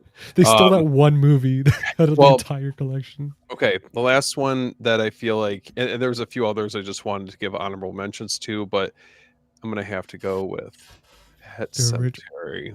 Mm. You didn't have to go that hard with the Yeah. signature, man. What are No you doing? fair.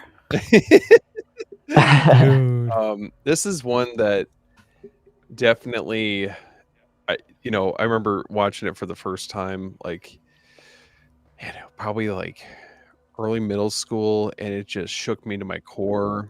It's a very, very unsettling watch. The book is just really creepy.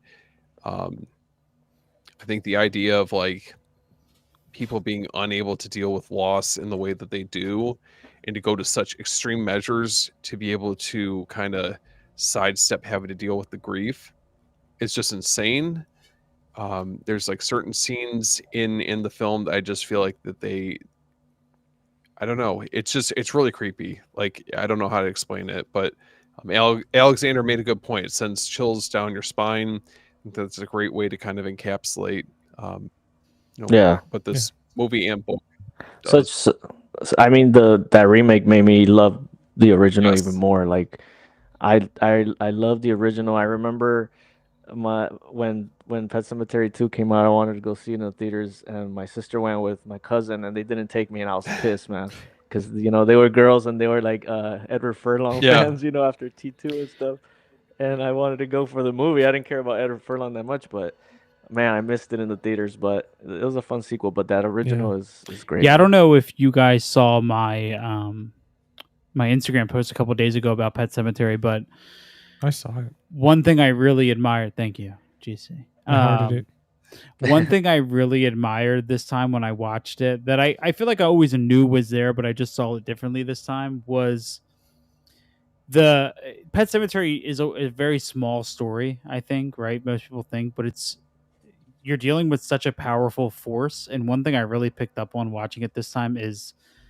how much the burial ground intervenes in fate and just forces these characters to do. It's like a draw, you know what I mean? It's a Mhm. draw for them, and it's almost like Judd is a plant. It's almost like you could tell hundreds of years of stories where there's a Judd that lives across the street that tells them about the Pet Cemetery, Yep.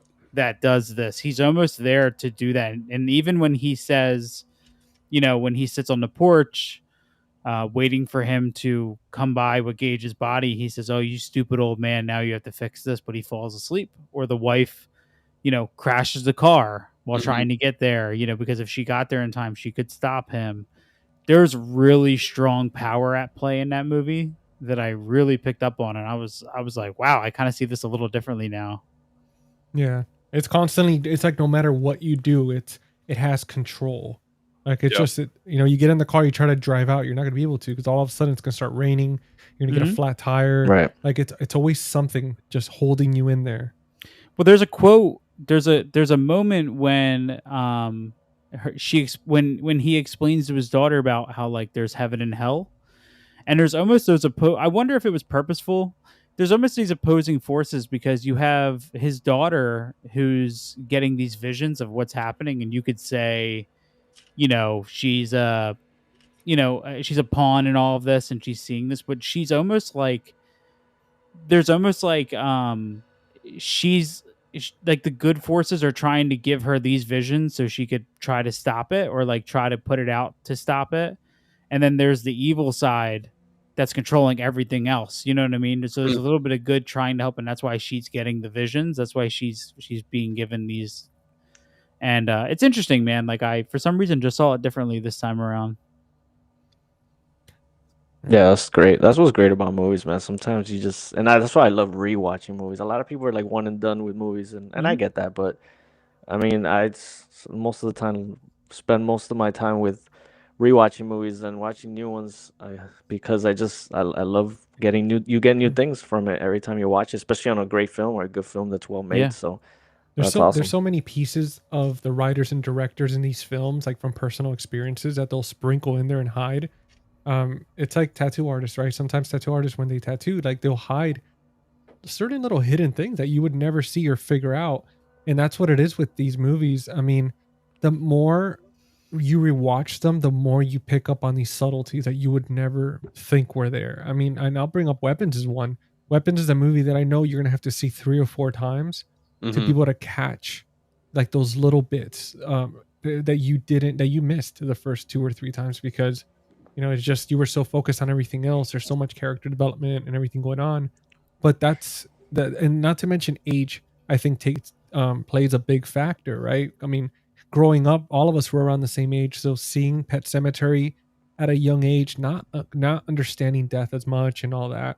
But then you get older, and as we deal with our own mortalities in our 30s, and you see this movie, you start realizing that there's more at play within life itself. Everything else going on, being pulled from one thing to another, and I mean, yeah, man, that's why I've never understood the mentality of just watch it once and that's it. Like I just can't. It's like reading a book. I mean, I can't just read it once and that's it. I have to revisit it because it's it's like art. You view it. It's based on your perception, how you feel on the inside. That's what you're perceiving when it comes to art, Mhm. music, all that stuff. Yeah, and what you're going through in your life could Yeah. also make you view a movie in a different Yeah, way man, too. exactly. So you see these movies and then it's like it's a shiny sunny day out and then you watch Pet Cemetery and it's going to be different than on a rainy day or when you're a little bit more tired. But it always changes. It's forever changing, forever evolving, and that's what's amazing about this type of art. Um, Yeah. and I think Steven disappeared. He started. Oh, okay. I was gonna say like, he went to look for another movie. Yeah, And no, he's like, no, I swear to no. God. But now, who was? Who's next? Number 3. Yeah, who was next? Lee, Was it you me? are. It's me. Okay, I gotta stick with. I mean, just because I kind of feel like all your movies become part of my picks, so I'm cheating, and I don't get just 3. We all get each other's movies, so we don't double up. That's why I said I would have loved to have said also it chapter 1 and 2 because I love those a lot. But I gotta stick with the dramas, man, because this movie, man, makes me cry all the time. The Green Mile. It's Oh, just great such choice. such a great performance by Michael Clark Duncan. Rest in peace, man, and just everybody, dude. This movie just talk about. It's just I don't know, like it's like when every time talk about watching it and getting different experiences. Like there's times when I watch this one, I go, I think this one's better than Shawshank. Mhm. Sometimes I feel Yeah. that way. And then I watch Shawshank and I'm like, okay, maybe this one. But they're just both so good, man, and I just can't. I can't leave that one out. Great performance. That movie should have won the Oscar for best film in 1999 over American Beauty, in my opinion. Uh, just a great film. So I had to put it in there, man. I love it. Love me some Tom Hanks, and Frank Darabont does just an incredible job directing it again. And I hope we get him back, man. The guy hasn't really directed anything after his fallout with the whole Walking Dead season one. He kind of disappeared. I know he was suing AMC and all this stuff, so it's been a lot of drama. And you see a lot of that cast in The Walking Dead come from The Mist. There's a lot of people from The Yeah. Mist that he casts for season one of The Walking Dead. Did So yeah, I hope he comes back and he makes it. Maybe he could come back and make a new King adaptation now that everybody's doing it. And he chooses to go more with the dramas, man. I say go for it. You know, I think Mike Flanagan did something this year with The Life of Chuck, bringing back the adaptations of King with dramas, and he did really well with that one too. That's another kind of a tearjerker. Talk about you watch that movie when you feel about life as you get older. Talk about mortality and stuff, man. Life of Chuck, I recommend it if you guys haven't seen it no, I yet. still got to check it out, man. I know you told me Same. like how much you enjoyed it, so I'm definitely looking into watching that one pretty soon. Yeah. Did you? I wanted to ask you because I don't know if you guys knew or not. Michael Duncan's character in that movie, it's actually based loosely on a true story of this kid, this little boy back in the day, where he was accused of assaulting a girl. I think it was either assaulting or murdering a girl, and it was like literally as a child. I'll find the link and I'll send it to you guys later on. But he was like in the movie, he was put in the electric chair and everything and executed. And that's why in the movie he plays kind of like he acts kind of like a kid, like a kid mentality and stuff all the way to the end where he's crying and asking for his mom. That's something that really took place in real life. I don't know if you guys knew that or not. Yeah. I vaguely remember something about that. Maybe when it might, I don't know if maybe King or somebody mentioned it. Maybe it has something, but yeah. Now that you mention it, I vaguely remember. I just want to mention that comment. That's true. That he retired? I read that recently that Darabont is gonna direct 2 episodes of Stranger Things season 5. So I think he's coming back to do a little directing at least. Damn, I thought they already had it all wrapped up and everything. Because I know that's. Yeah, no, it is. But he already did it. He already directed okay. the episodes. Yeah, I think they come out at the end of this year. Like they're releasing it like in the holidays. Like they broke it into 3 for like, what was it, Thanksgiving, Christmas, and New Year's or something like that. That's really cool. So yeah, because they know people have the days off from work. And I also want to mention that comment Shayla mentioned before we finish here, that the interconnections with all these King books. When you guys, if you start reading all these books, he always throws in something. And she makes a good point that in 11/22/63, Bev and Richie come out because he goes back in time, so he does run into them. King's Dominion. And there's even the first book I read, Billy Summers. There's a part in the book where he goes off into, he's into hiding, and he says, "Oh, there used to be a hotel there that burned down," and he's talking about the Overlook, and he always like interconnects characters and puts stuff in there that's really fun as a reader. If you start reading them all, you're like, oh man, it was really exciting to see Bev and Richie again in that book 11/22/63 and Did they come out in the show, in the Hulu series as well, or was this book? Dude, I remember I said I was gonna watch it. I still haven't seen it. God damn it. No, I know that we wanted to talk about it one day, so I gotta get to it. I wish that if that was a movie, that would have been a pick for me, but definitely love that show. But what about you? Oh yeah, if we could do shows, I would pick The Outsider too, because I love that. The book is amazing too. So no, absolutely, dude. I have it on The Outsider. I believe I think on Blu-ray. I have it on Blu-ray. I think. I know I have it. I just don't remember which one. What about you, Chris? Which one's your third and your final pick before we sacrifice the King universe? Well, honorable mention is the closing dissolving credits from Pet Sematary 2. I think a personal favorite. Yeah, that's honorable mention. I was trying to think of something different, and we already talked about Dr. Sleep and stuff, but I don't think the world could live without seeing what happens when you combine Stephen King and cocaine. Uh, Oh man. Oh, let's yeah, see. which is sorry, it's not going to be in focus. That is Maximum Overdrive. That's a Wait, good hold one. on. It's backwards. You There we get go. Coke machines throwing the Yeah, there we go. Wait, put it cans in at you front of and your stuff. face. Yeah, there we go. Oh, okay. We got focus. Green Goblin. Dude, Yeah, Great Goblin. Yeah. that's awesome. This is such a, how do you even begin to explain it? Technology, everything shuts off, and then technology begins running on a mind of its own, and you got people keep being killed by Coke machines.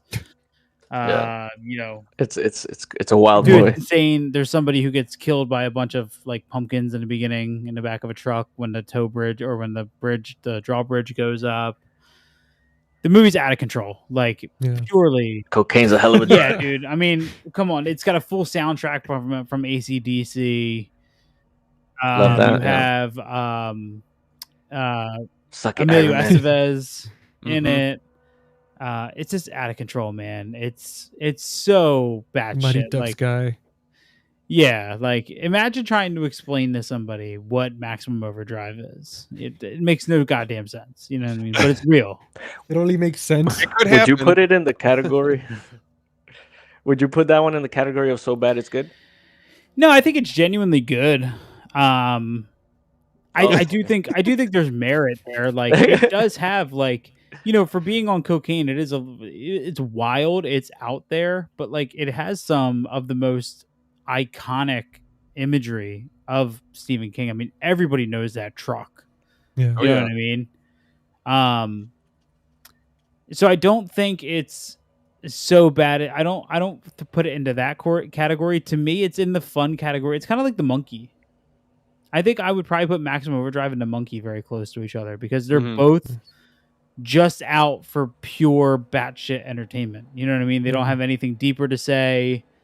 They're not trying to like bring up these deep philosophical King thoughts. You know, they're just fun. Wreck havoc type Yeah, situation. I mean, the Monkey ends with a bus full of cheerleaders getting their heads cut off as they hang out of a bus at a Yeah. stoplight. You know what I mean? Like they're not Yeah. really meant to be taken too serious. And I also think it's incredibly fascinating that it's the only Stephen King directing effort. You know what I mean? Like he was like, "All right, this is it." Well, like we'll talk about bombs. It bombed, and I guess they just, he was all coked up, and they were like, the studios were like, "Nah, man, you got your chance. We'll just keep adapting your stuff, and we'll throw you in the Creep Show as an actor." Yeah. His acting is not so great in the Creep Show movies either, but I think a lot of times with people like Stephen King, it's more interesting to kind of pick out what's the one thing that like makes no fucking sense that they did. You know what I mean? Like there's always something that you're like, why the hell did they? It's like Steven Spielberg's 1941.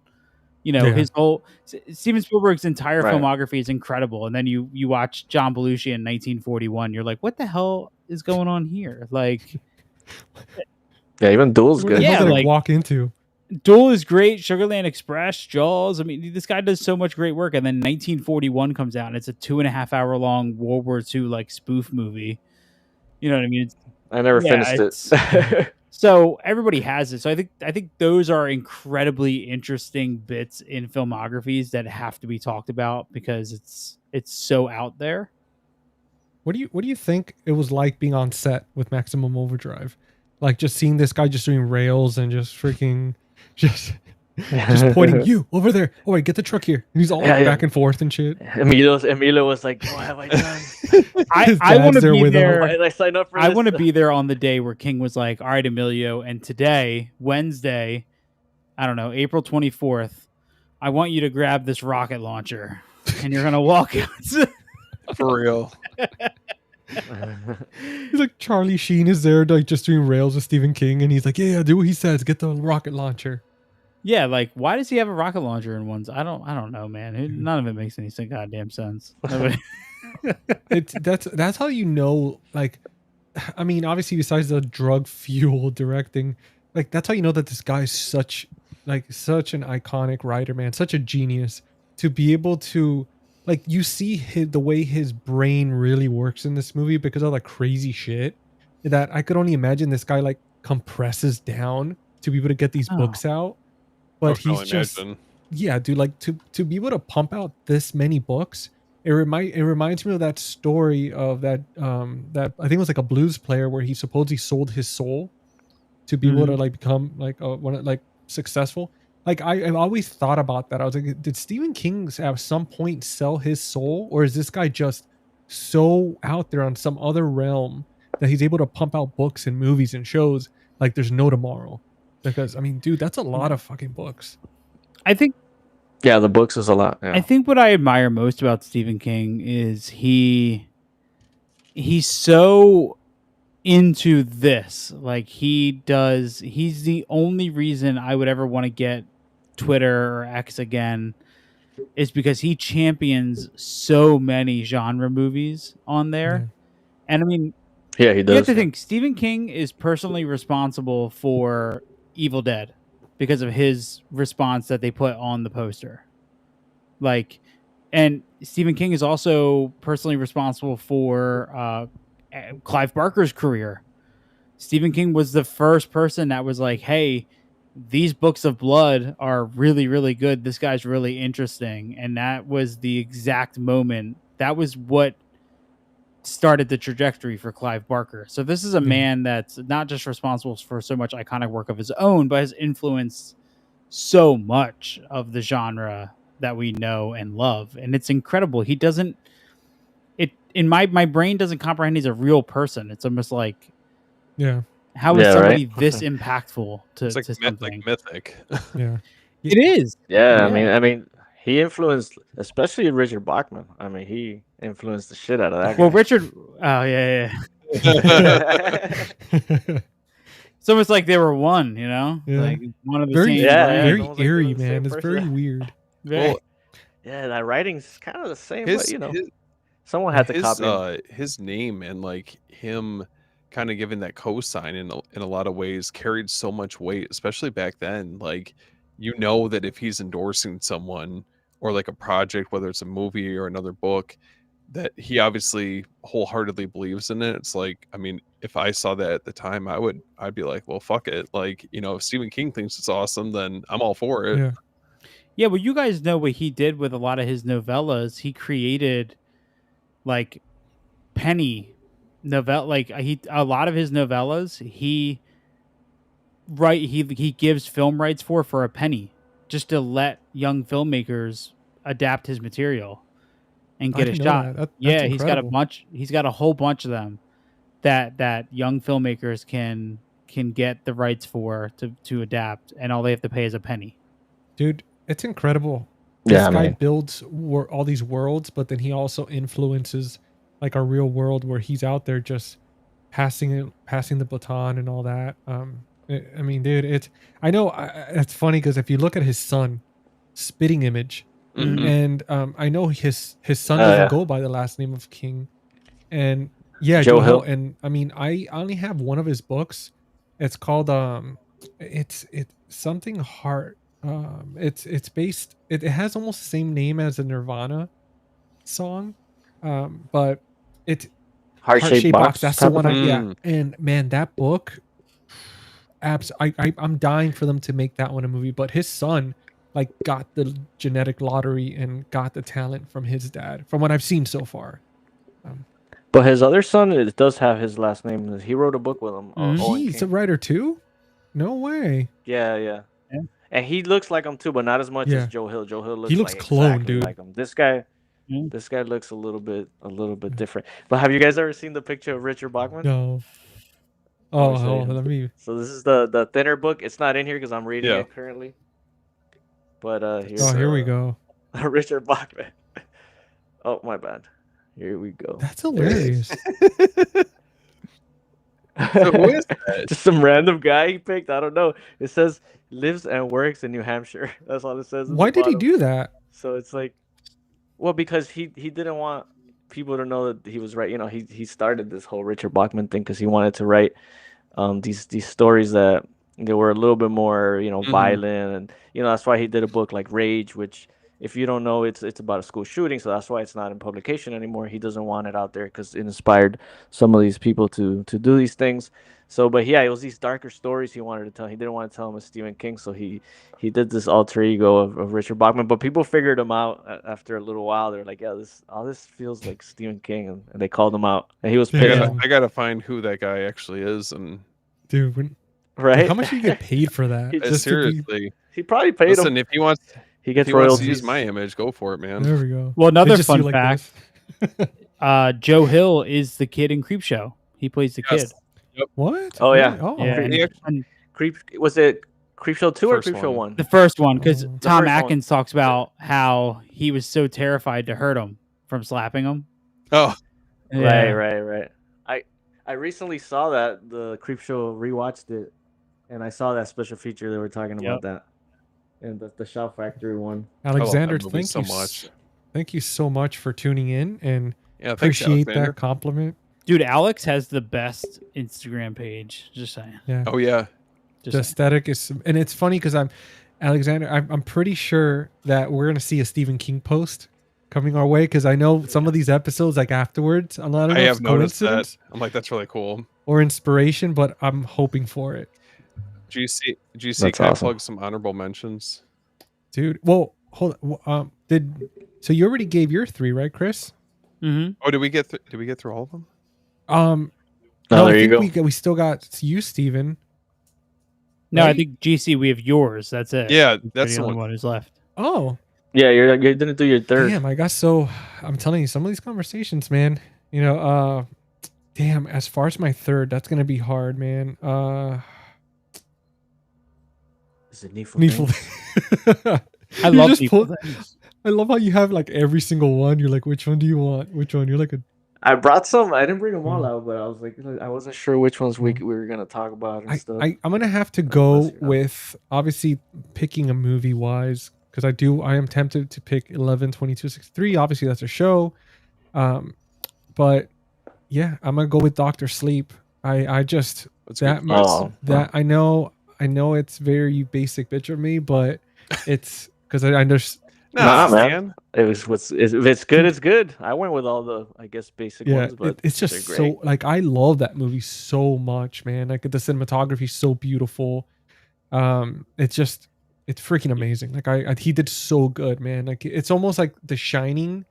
Like if we didn't have The Shining, but we still had Doctor Sleep, I feel like it shows enough of The Shining in it. I don't know if that makes sense. Like, right? Like, do you guys feel like Mike Flanagan talks in multiple podcasts about how he went to King and was like, hey, like I really want to change the ending to Doctor Sleep to make it mold into what we know of the existing Shining. yeah. So Right. it's Doctor Sleep is kind of like 3/4 Doctor Sleep, and then it's a very faithful adaptation of the ending of the book with the burning Right. down of the hotel and stuff. So it's He's like, I'll burn it down for you, man. We'll do Do it it together. yeah. And he's like, go yeah, for yep. it. Someone mentioned, I think it was Shayla mentioned that Annie brings up from Misery. She brings up the hotel burning down. Is that only in the book or is that in the movie itself? I don't remember. It's in the book, but it's at the end of Doctor Sleep. Oh, Yeah, the ending of Doctor Sleep is sort of like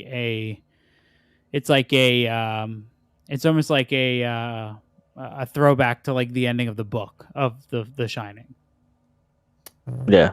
Yeah, and I had mentioned that in Billy Summers in the book, they talk about the burned down hotel being like in that area and stuff. He always throws in all the little snippets in all the books, kind of interconnecting the stuff. So that's always pretty cool. I think somebody solved the mystery. Froglet. Oh, it's the solved. photo Frogman. of- Frogman Fox. That's awesome. Frogman Fox. There you go. His agent. Friend of King's literary agent. That's cool. I literally was talking to somebody the other day, and I was like, "Man, I watched this movie called Frogman, and they made a shirt that said MILF, man, I love Frogman." And they were like, "I don't know what you're talking about." Listen, if you know, you know. I don't. It's going off the rails now, GC. Yeah, the Oh, world no. needs more Frogman. You guys are getting wild. Well, let me ask you. So we covered our favorite movies, right? What would be 3 shows, 3 series that you would say are your top favorite? Again, the same rules apply, deleting everything else out of existence. Wait, they like miniseries? Because we covered some miniseries in the top 3 favorites. Yeah, but I mean, these would be like actual like not meant. Like you have like Rose Red, for example. You have let me see here. Well, You have The technically, like Stand. it was a miniseries. Salem's Lot was a miniseries. Yeah, that's true. Yeah. Yeah. Well, what about shows themselves, right? We have like 11, 22, 63. Like, I just want to talk about that so badly. I mean, I saw 11, 22, 63 but it was Yeah. when it first came out. I don't remember anything about it. Oh, okay. I know. GC, just talk about your love for No, it. I'm not going to spoil it. All I know is like, guys, if you've seen that show, let us know in the comments, because let me know if I'm just crazy or not, because I feel like nobody ever talks about it, and I absolutely loved it. That's James Franco, right? Yeah, James Franco. Yeah. Green Goblin. I'm gonna watch it soon. I bought the Blu-ray Yeah. of it when I went to Cali, and I just haven't watched it. Oh. I think Froglet's like, dude, stop talking about Billy Summers already. He's like, you're talking about it. Leo DiCaprio and J.J. Abrams. In the work for adaptation. That's cool. Yeah, I think I heard something about that, but yeah, I don't know if it materialized or not. That'd be cool, man. It's a different type of, it's about a hitman. It's not, there's no supernatural stuff. There's no horror in it, so it'd be interesting. Well, I want to do a little rapid fire with you guys, because I know I think Steven, you're gonna have to be going soon, so I want to throw in a rapid fire round for everybody, and some questions will be a little tough, some nail biters, and some are just gonna be pretty smooth. But I'm gonna start with a hard one. Favorite Stephen King villain, right? Obviously, there's quite a lot, but I'm gonna narrow it down to Pennywise, Randall Flagg, Annie Wilkes, or Jack Torrance. Pennywise. Yeah, Pennywise for sure, man. I mean, yeah, but I'll go Yeah. Annie. He's like fear embodied. Yeah, she's crazy, man. I have to honestly, like, I feel like with Pennywise I could just leave town, but with Annie it would be a lot like it would just be You'll be stuck to the bed. pretty much. She'll Oh man, just- that scene with the ankles with the sledgehammer. Oh man, Oh man. it was so hard to Yeah, stare. she played it so well, that psycho. So I'm gonna go her. I mean, obviously, I think Pennywise is his most iconic, but I'll take Oh, we Annie. got Pennywise here. We got Wilkes is good too. Okay. Shay says Okay. nice. And then we got KB joining us. What's up, KB? What's up? What's up, brother? Oh, I'm ready, man. I'm doing a conversation with KB tomorrow on his channel tomorrow. Oh, yeah. It's gonna be a lot of fun. I'm ready, man. It's like a rite of passage, man. I swear I've been initiated. I've got Oh, the Tall Man in Gerald's Game is a Yeah. good one too. The creepy and standing in the corner there the whole time. That was creepy. It is true, Jack. Yeah, that's true. Because he was a good dude. I mean, Was he? obviously he lost his temper sometimes, but He was more of a good dude in the book. In the movie, I think Jack Nicholson portrayed him as a little bit of an asshole the Yeah. whole time. But in the book, he's like a very loving father. In the movie, he's more of a little bit cold to his son compared to the I think book. the best villain is whatever entity made all the kids in it have an orgy. That's the worst one. That's Talk That's a about a little scene that tough. doesn't get talked about. yeah. That's the 80s. I don't know. Alexander, give me a collage of 11/22/63, please. Alexander, don't do it. You're gassing him up. There we go. Just kidding. I see. Yeah, Jack is definitely a villain in the movie. Yeah, I mean, like, because there is moments where he kind of starts losing his temper with the kid and stuff. But again, I don't know, because he is being like kind of hijacked or. I think he was vulnerable for the Yeah. hotel to take him. You know Yeah. what I mean? Hotel is Yeah. what really pushed him. Yeah. And plus Yeah, he was all work, no play, and that's never. You know what I mean? Never fun. right. yeah. He's a frustrated writer. Yeah. It took Made him a while. dull boy. Now, better adaptation: It 1990 or It 2017? 2017. 2017. I think it's maybe just nostalgia. I like the 1990 Yeah, series a little bit more. I'm going. I with have respect Steve for on- both of them. I love Yeah. both of them in different ways, but if I'm going to go back and watch one, it'd probably be the 90s. Tim Curry's Pennywise is scarier though. Mhm. Yeah, I love the Tim Curry's, but I'll say for me, 2017 is it's. I mean, obviously you have to watch it as part 1 and 2. With the other one, you get like this full, the full Yeah. movie. But it's much more rewatchable. I'll rewatch it chapter 1 and 2 a lot. I've already seen it more times than the 91. The 91 just feels TV. It feels there's nostalgia there for sure, but the production's not as good. I think the actors are pretty good and stuff, but yeah, 2017, and it's pretty rare of me because I do usually like the older stuff better, but I think 17 and 19 Yeah. are my favorite. I do. Steven, I know you're going to be plugging some honorable mentions. I Do you want to go and do that now? Yeah, I just want to give you guys a quick stack because I got to bounce here in a sec, but I don't know if you guys can. Hold on. Oh, let me put you in the Jumbotron here. There it is, Night Flyer. That's when I said Radio Flyer earlier. I was thinking Night Flyer. Dude. So I got Nice. Night Flyer, Graveyard Shift, The Dark Half, and then sometimes they come back. Dude. All in full screen. Well, no, he's got a CRT TV. He's got like 2 of them, I think, right, Steven? Oh, it's worse than that. I got. Oh no, Still full he's screen, surrounded. It's though. like Videodrome. He's just surrounded. I've got 4 downstairs, and then I have 1 upstairs. Oh, Just in case, you never know how many you might need. Yeah, 5. That's a lot. Yeah. Send me one. There I you don't go. have- I have 0. I got I you. do. I know, Steven, before you go, because I did want to show you this. And if Jordan, if you're watching, if you're not, I'll show you later on. I'll send you a picture. But I did have something really cool. I know, Chris, you've got some dogs. I know, Steven, you got some dogs and some chickens. So I don't know if they make chicken sizes. I know, Lee, you don't have any animals, but you're still going to appreciate this. But let me put my big screen here for a second. All right. So we have this collar for my shepherd, and guys, look how sick this is. Whoa. Nice. Where'd you This get is that? pure leather. It's a company that does specialty collars. I think it's like $39. But dude, this is like legit leather. Keep Like going. I'm trying to see the. Okay. Oh yeah. Oh, So my bad. Sorry, I'm like look at that.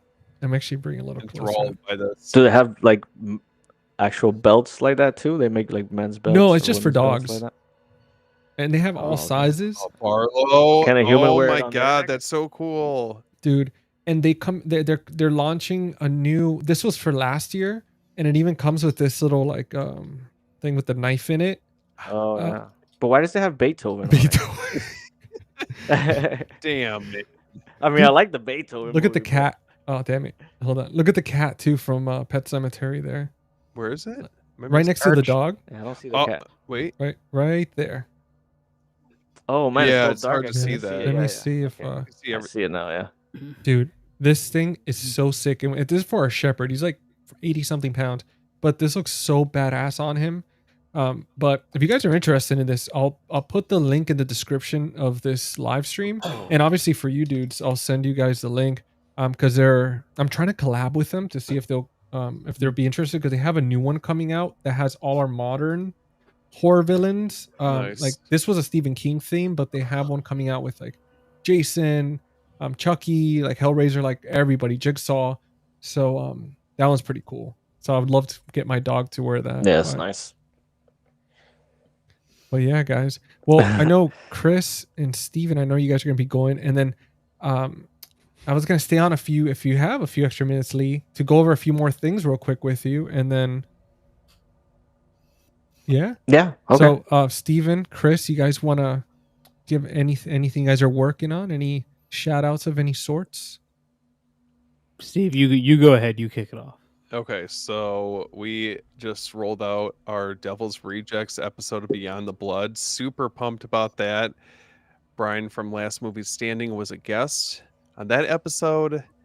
We went deep into the heart of Texas with Rob Zombie's classic film, and I'm trying to think what else do we have coming up. We have 20th anniversary, right? we're doing Popcorn from 1991. We just started research for our first episode. We teamed up with Encyclopocalypse Publications to cover Sleepaway Camp, and not only we're going to be talking about the Sleepaway Camp commentary, but we're going to be talking about the differences from the B.R. Flynn novelization right there. Yep. I'm so pumped to read this. Oh, nice.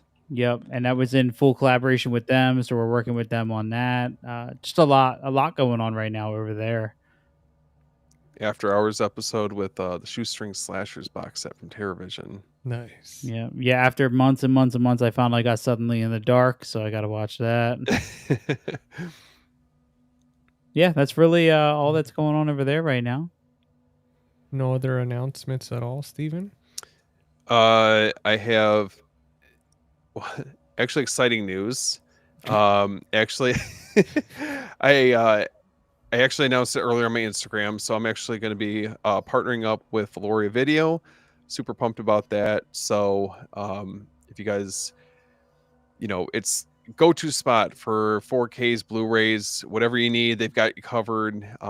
Promo code After Hours 10 get you 10% off your order, and hours is abbreviated the same way that I have my my Instagram handle. But yeah, check it out. They got a lot of great movies and great way to build up your collection. Guys, and there we go. Check it. Make sure that if this is my code, but if you want to go use Steven's code, Valoria Video. So go use Steven's code, support him. If you want to use mine, you can use as well. Either one, we're both part of the same family. Just be a movie degenerate and just use both of the codes. There you go. No big deal. There we go. Get wild, man. We live in wild times, guys. Come on. We're here to support your habit. But dude, Chris, thank you so much for jumping on, man, and surprising us. Dude, so much fun. It was fun to have you on. Thank you for inviting me, man. When I saw you were talking Stephen King, I was like, I gotta wiggle my way onto this one. Oh, I mean, it was a no-brainer when you were like, you know what, I want to be on. I was like, done. That's it. Done. Just don't tell the soul because I want to surprise everybody. Yeah, thank you again, man. Yeah, dude.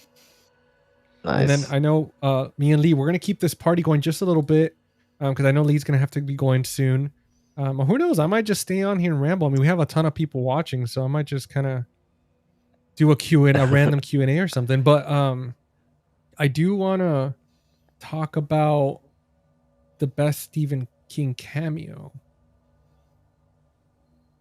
And I don't know, I'm not too familiar with the cameos, but I kind of was curious about like hearing about some of the ones that you guys remember, or you just, Lee, if you guys are going to be bouncing off. Like, I don't want to. Yeah, before I head off, I do want to say somebody asked in the comments, what do I say to someone whose favorite film is a Cinderella story? Before I go, I just want to tell you to unfriend them. All right, guys.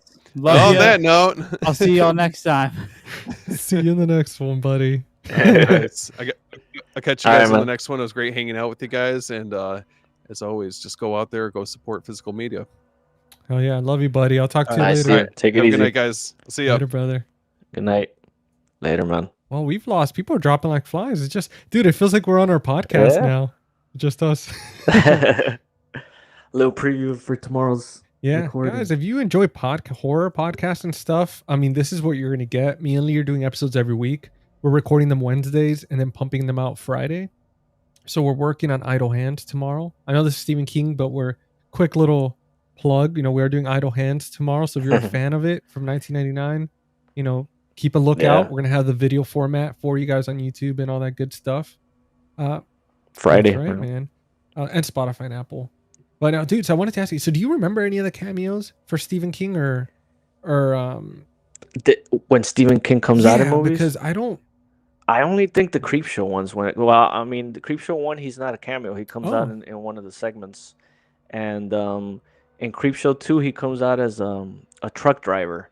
The third story is like a woman that hits a homeless man in the street, and he keeps following her.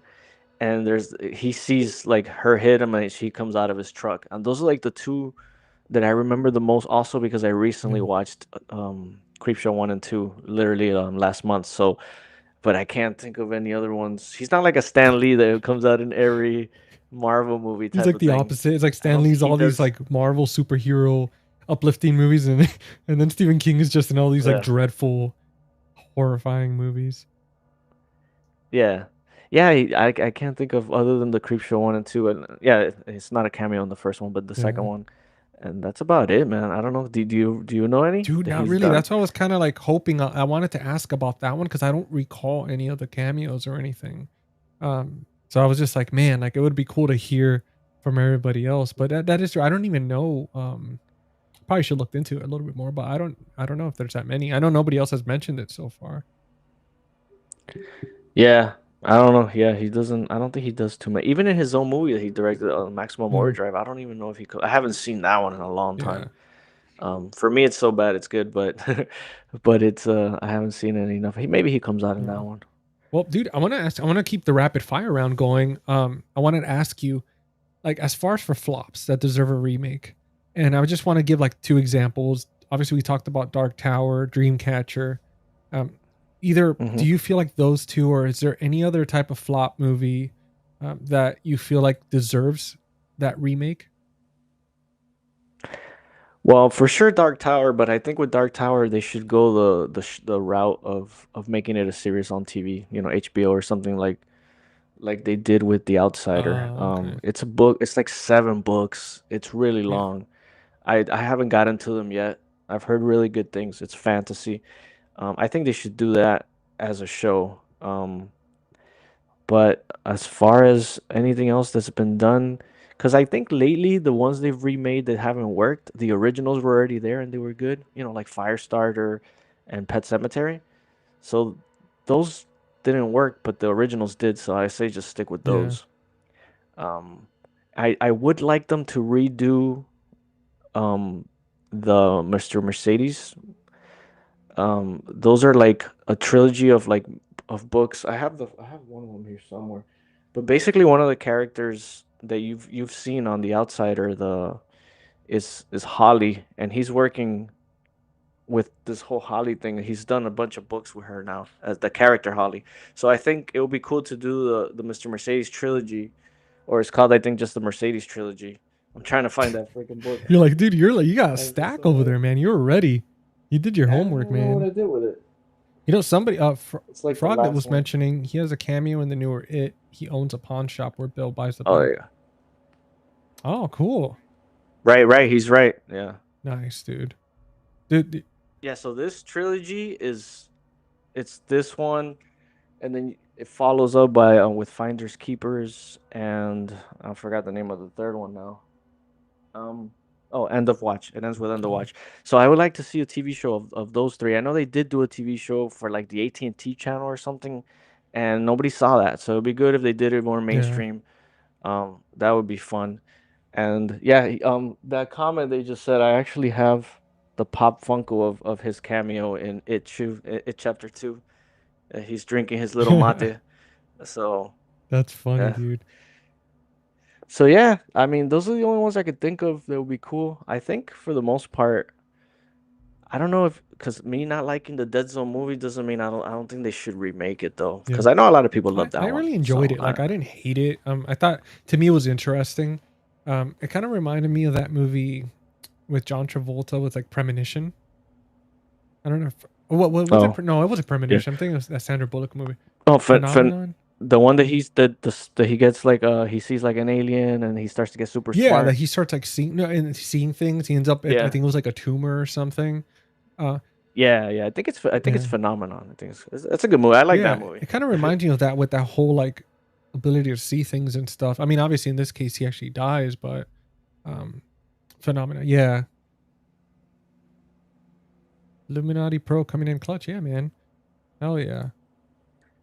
But I want to ask you, and I want to ask everybody else watching as well. Which is the scariest King story overall, in your opinion? Obviously, like which one freaks you out the most? Oh man, that's a good question. The Yeah, scariest. like the one that gives you the most, like I guess goosebumps. That makes you like if you had to pick any of the universes, right? Any of the worlds that Stephen King has built, which is the one that the number one that you would not want to be in? I guess maybe that might make it easier to answer. Yeah, I think even though I'm not big on ghost stories, I think The Shining more than it because I mean, obviously, Pennywise will kill you and he's Yeah. scary, but I personally wasn't one of those people that was always scared of clowns or anything like that. So even though I love the It movies and the book is amazing, I'd probably have to throw myself into The Shining. I just this hotel kind of taking over people and having like some psycho chase you down is probably a little scarier. If we're gonna go with the mainstream and if we're gonna go with the movies, Yeah. as far as the books, I would have to think about that. But yeah, what about you? Dude, man, it's a tough choice. I definitely think that that's one up there. I know Riding the Bullet's another one because I know in the movie Riding the Bullet, he's like stuck in the car with this like soul Oh collector.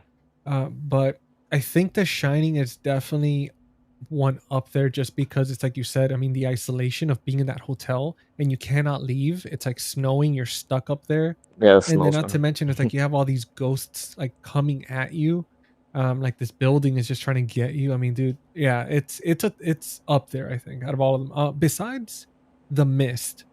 I think The Mist, Oh yeah, that's that a one good one. kind of I feel like The Mist freaks me out a bit more because obviously like the Shining would be number 2, but The Mist is because obviously those you've seen those creatures. You're stuck not only in that grocery store, but you have to worry about these monsters and you have to worry about people.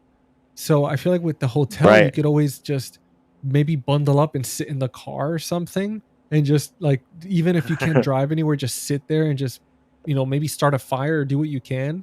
But as long as you're away from the building, you should in theory be okay. But then yeah, with that freaking with the mist, it's just you're kind of screwed, man. And then people just turning on you, especially that that church lady. The Yeah, the religious lady. religious lady. Like when Yeah. when she started kind of almost creating like their own little cult and stuff. Like it was just, dude, that was Right. creepy as hell. Start sacrificing people and stuff. Like that turned pretty quick. Yeah, he does that. It reminiscent to like zombie movies or Yeah. shows where the people become more dangerous than the zombies themselves and stuff. Oh, that's another one too. Yeah, from Pet Cemetery. And then Yeah. we got and then Ellie. Misery, a lot of people say Misery Yeah, too. Ellie Haley said it, and then let me see. Wild books, probably misery. Yeah, misery. Yeah, I got a lot of misery in here. I mean, dude, being that's another one, dude. I think those are top 3 contenders. I mean, because all 3 of them, what do they have in common is that you're trapped in one place. I mean, especially I think misery. It's like probably the least one of Yeah. survival because yeah, she just dude. Imagine getting your ankle smashed with a sledgehammer. Like that's freaking brutal, man. Yeah, the stand too because yeah, there's a Yeah. virus going around. Yeah, it's like we kind of went through it a little bit in 2020 Dude, with we did, yeah. COVID. I mean, we went through our own version of the We stand kind of without all the toilet paper. yeah, it was just fighting for Dude, toilet paper at Costco. isolation, the long hallways, room yeah. And oh, there you go, the mist too, Yeah. yeah. Dude, I mean, that freaked me out, those giant spiders. And then like the way like that, Yeah. I mean, that's a brutal way to go, man. Um and then all right, so we got some so we've picked, I think we've narrowed it down to our top King scary story. Now, which is the best? Well, I think I already know, but I'm going to ask it anyway just in case. Best non-horror King film, you have Stand By Me, The Green Mile, Shawshank Redemption, a few others, but I think I have a feeling which one you're going to pick. Yeah, I think non-horror most people would agree, but there's differences. Like I said before, Shawshank is the Yeah. best, but sometimes when I watch The Green Mile, I feel like The Green Mile is a very good choice. If anybody says Green Mile over Shawshank, I totally Yeah. understand. It's a great movie. But yeah, I have to go That's a Shawshank. good choice, man. I was torn. It's been a while since I've seen it, but I recently rewatched Stand By Me, and I think that one, like that ending, when he's describing, like, oh, hearing about what happened to his friend becoming a lawyer or something, and all that stuff. Like, I think that one got me, like emotionally. I was like, damn, Yeah. because it really did hit with growing up and our mortality. And I mean, I find myself constantly looking back in life and having those memories, like almost reliving those childlike memories in my head while in the random doing Yeah. something. And it felt very like that movie spoke a lot to me. So I think for me, that one for sure. We got a few people that went with that one. And I know KB went with Shawshank and Stand By Me. And then we got, okay, and then Lemay said Green Mile is too dark. Yeah. Big for the Green Mile Yeah. fan. It is Percy is so pretty. perfect to hate. Yeah, that is true. Yeah, that's the thing. It's like he does build those characters that are great that you love to hate. Kind of like we were saying with the lady in the supermarket and in the mist Yeah, and Percy for sure. Percy yeah. is the worst. And he kills the mouse, the bastard. Freaking, So we need vengeance for that yeah, mouse. man. You know, And I do think that, in the future with time when the movie gets out a little bit more, um, the life of Chuck is gonna be thrown in there for people because, it's more of a drama yeah, and I think it's a good movie. It's a good movie. People should check it out. dude, this was a good point about the whole Cujo. Like, I mean, yeah, Uh that's. I mean, especially living in Florida, you know what a hot day is. That's for, yeah. dude. That's for sure. Oh man. Love Shawshank. The life. Oh, and some Ellie was saying that. Yeah, Life of Chuck was good. Oh, there you go. Somebody Dude, finally I'm saw so it. excited to check that one out. I mean, there we go. We got two people letting me know that it's good, so that's it. Yeah. It's getting forwarded. It's getting moved up on my list of stuff to watch. Yeah. Mm. Yeah, no, that's good. Now, now we're almost done. We got 4 questions on here because I know I'm pretty sure you're gonna have to go very soon too, right? Like I know you had mentioned. Yeah. Yeah, I got to break out So soon. let me see here. I'm gonna narrow it down. Instead of 4, I'm gonna do 3 for you. Sure. Um, we already know. Okay, so that one's good. Now, overrated, underrated, or just right? Stephen King as the master of horror compared to anybody else out there. Do you agree? Or Is he overrated or yeah, is he underrated? in your eyes? Is he overrated, underrated, or just right? Like as the like, is he the to you? Is he the master of horror, or is R.L. Stein? Yeah, I think it's just right. I think it's just right. I mean, not just master of horror, just a great Yeah, writer. Yeah, he does mostly write horror, but I'm telling you, like the Mr. Mercedes trilogy and what he's done with Holly and The Outsider. I mean, The Outsider is a little bit more horror, but stuff like Shawshank and stuff like that. It's just he's done different things that are more drama and a lot of stuff in the '90s that he wrote. Rose yeah. Matter is a book that stands out, or Duma. So yeah, I think it's just right though. He's written some of the greatest, and there's been some amazing adaptations of his work. Yeah. The horror movies that people will talk about forever. Like you know, Misery and Carrie, and The Shining. Do you feel like his son is gonna? I mean, obviously his son has been doing very well. Um, Joe Hill, and do you feel like he's gonna eventually surpass his dad, or do you think that he's good but he'll No, never like accomplish what his father has? no, no. I mean, Owen King probably not even close, right? I guess I'm sure he's done some good stuff. I know he's wrote that book with Yeah, his dad. Joe Hill's doing a little better, especially with the Black Phone being a hit. He wrote that story, and it's getting a sequel and everything now. So, but I don't think it's just gonna be too hard for anybody, not just one of his sons, to take over. I mean, obviously King is I think pushing 80 already, so he's getting up there with age. So, we should enjoy him while we have him, and then just celebrate the stuff whenever he's gone. But yeah, it's gonna be tough. I don't think they could do it. I think Joe Hills has a yeah. decent career. I just don't think it's gonna be even close to what King has done. Man, hearing that he's like pushing 80, it's very it makes me even like feel my mortality even more because I mean, growing up my entire life hearing about Stephen King, seeing his books, seeing his adaptations, um dude, to like the thought, it's like with Wes Craven. Like I feel like, Stephen King is a Wes Craven in literature, and to be the thought of like eventually, and hopefully not, but I mean, who knows, man? Like, imagine like losing Stephen King, like being in a world without Stephen King. It's gonna feel so weird because I know we talked about it earlier with for him and always on X and or slash Twitter and all that stuff, and it's just Yeah. gonna be so weird. No more books coming out, or unless he has a ton in the pipeline already sitting there. But Yeah, I mean, he still to this day releases at least one book a year. yeah, So, yeah, it's gonna be weird. Hopefully, yeah, hopefully he leaves some stuff behind or some stuff that could be redone. And there's people working on things in collaborations to his stuff. They just released a book that's really long too. That it's stories that are in the universe of the yeah, Stand, and it's like a long book. And he did an introduction for it and everything. So I guess he's okay with it. So we'll probably get things like that too.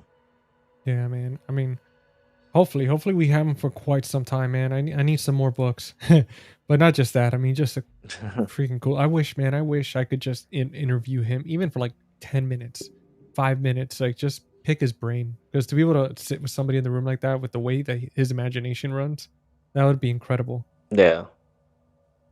Oh, thank you, Alexander, so much. Appreciate that. You have a good night. Thank you for tuning in. Looking forward to your next Thank post. you.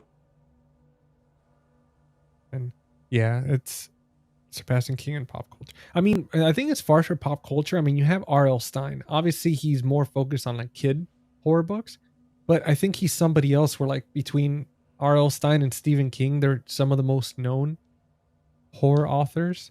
But that's just coming from my upbringing growing up. Like those were only the top ones I would always hear about. Yeah. No, I mean, Errolstein Yeah. just it's more for kids, and I know he did the Fear Street stuff that was a little bit more Yeah. for teens and The hard adults. stuff. But I think his stuff could be fun. Of course, as a kid, I grew up Yeah. on Goosebumps too, but I think King's stuff is just deeper. There's more to it. Yeah, man.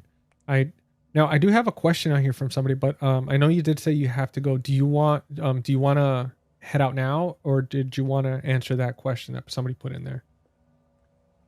They were just I could answer the question and yeah. then I'll head out. So they were asking Illuminati Pro or Illuminated. Sorry, I was saying Illuminati. Sorry about that. But Illuminated Pro is asking worst King movie. Which is the worst one in your eyes? Well, he also did say that Life of Chuck looked silly because of the Yeah. poster, but I still recommend it, man. I think it's a good movie. The poster's like that because there's like two dance sequences in the movie, which, one does go a little long, but the movie is good. Um, worst movie, worst King movie, the worst adaptation.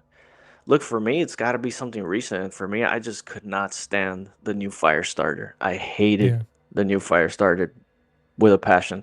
I hate CGI fire, and there's so much of it. And no, it's just the acting's bad, the performances are bad. It's just, it's really not good to me. I really dislike that one probably the most now. It's taken the spot of whatever was before it. I would have to think about it, but just a recent memory, I'd have to say Firestarter. Yeah. What about for you? I think the Chloe Levitt's the Carrie. The I thought Carrie? that was okay. I think for me it wasn't that exciting. How dare you say lawnmower man? How dare you, Froglet? Oh man. Hey, there's no wrong answers, Yeah, I no, guess, there is, but Just, no, it's funny that you brought that one. Man, that one has a soft spot in my heart. I have it on Blu-ray, the Shout Factory release, and yeah. to me it's just so nostalgic. So I maybe It's a product of its time too. yeah, The CGI is tremendously bad, yeah, but if you could get past it, there's something in there for. Hey, it's so bad it's good. One of yeah, those maybe. exactly. But yeah, I mean, I think It's just a besides that, fun. I know Yeah. Secret Window, it got a little boring sometimes for me. But Yeah, it's a little yeah, slow. Yeah. but yeah, I think that's far as for the ones that I'm not. I wasn't too crazy of a fan of. But dude, I want to say, like, dude, thank you so much for jumping on.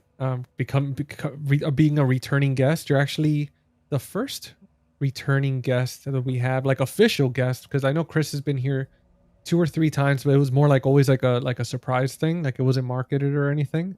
So, I'm honored, man. Thank you for having me. Love talking King. dude, you're perfect for it. And yeah, everybody, you know, check us out on the podcast. Friday Night, Fright Night. We'll be talking horror movies all the time.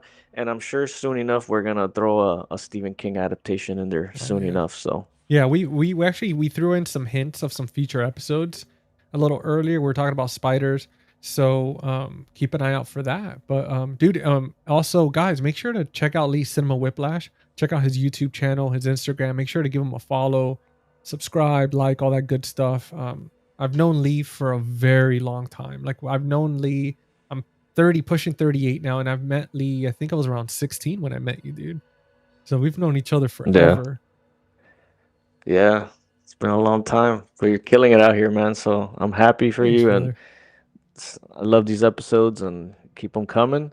And I'll be glad to stop by once in a blue for these. And like I said, with the podcast, we're doing it weekly, so it's been a lot of Yeah, fun. man. I'm looking forward to recording it tomorrow, and then it's gonna be a lot of fun talking about Idle Hands. Such a blast, man, from the '90s. Yeah. for sure. All right, guys, thanks for having me. And I had a blast talking King. As being a big fan, I enjoyed it. So I'll see you guys All next right, time. brother. I'll see you later, man. All right, Mm. have a good one. Guys, well, you're just stuck with me now, huh? I'm just the last one here. I'll stay on for a few minutes, kind of hang out with you guys. Actually realized I've never done a live stream by myself.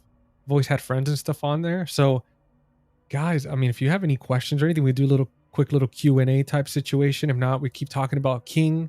I did have a few more things to talk about, but unfortunately, with the rapid fire, I think everybody's. I mean, I only had like 2 or 3 questions left. Now, I did want to mention, yeah, Ali Haley said the Dark Tower in 2017 was awful. That is true, actually. And maybe I completely forgot about it because of the trauma of watching that. So that for sure, that's probably why I forgot it. It was, yeah, it was horrible. I feel like I need to rewatch it. I don't know if I should do that to myself, but just to rewatch it just to verify how much it sucked. So we'll see. Now, let's see. Oh yeah, KB was saying he agrees. So okay, so we got a second here. KB, man, I'm so excited to hang out tomorrow, brother. So absolutely pumped.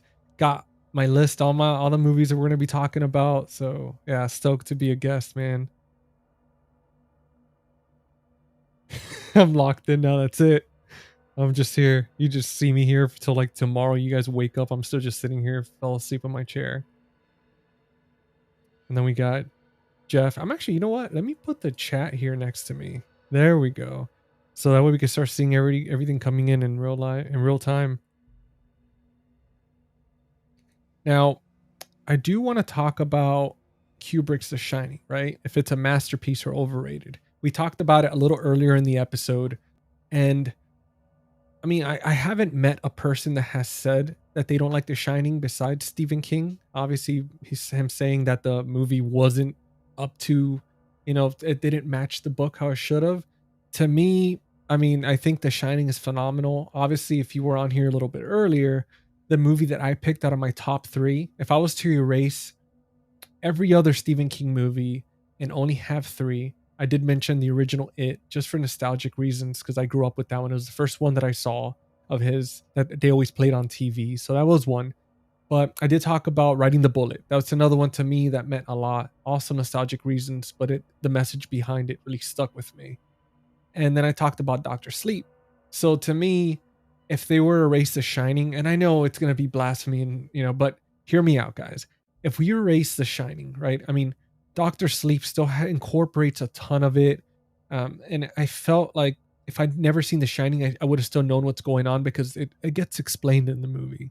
So to me, that was my reasoning behind it. And obviously, with all the movies that he has done in books and adaptations, it's hard to pick three. So I thought it was kind of fair. I mean, it was tough. It was tough picking those final ones, but I think we got there. Yeah, and it's true what Illuminated Pro said. I mean, movies and books are definitely different mediums. Yeah, and The Shining is an endless labyrinth. And I mean, it is. Yeah. I mean, it's such a beautiful movie, and I don't know if you guys had the chance to watch it on 4K, but that movie on 4K is absolutely beautiful. I mean, the drive up the mountain, everything just pops. I don't, some have said it's a reference 4K. I'll tell you guys this: I'm not the biggest expert as far as for telling you the differences, like in color tones, pixels, all that stuff. Just because I do have a 4K TV, but I don't have the type of setup a lot of other people have, like these fancy surround sounds and Adobe Atmos and all that. I'm not a rich guy. I'm not, I'm just here surviving, just getting by. So, unfortunately, at this time, I cannot say like the best ratings for these type of 4Ks. But to me, it was just exceptional for the setup that I have. That's interesting. That's an interesting. Doesn't hold the light. See, that's an interesting one because that's the first time I hear somebody say that. Because I've heard a few other people mention that they thought Doctor Sleep was in a way not too superior or anything like that, but they did enjoy it a bit more. I don't know also if it's because maybe more modern and with the newer generation, maybe The Shining wasn't as appealing or as exciting or not. But it's definitely It's interesting to see that. Yeah. See, I haven't seen the Blu-ray, but I could imagine too if it's a 4K transfer and if you have like a player that upscales, I'm sure that will definitely bring it up even more. Because that's one thing I've noticed as far as for like a little hack. If you don't have a 4K player, you don't want to spend the extra money on a 4K movie. You can just get the Blu-ray if it has the 4K transfer and you have a Blu-ray upscale player. With the obviously with the 4K HDMI cord and a 4K TV, it's gonna look pretty good. I've even seen that with DVDs where it's made them look so much better. And a lot of my Blu-rays, even older Blu-rays, they've looked amazing. So that's one thing that really stood out to me. I really enjoyed. Oh, that's crazy.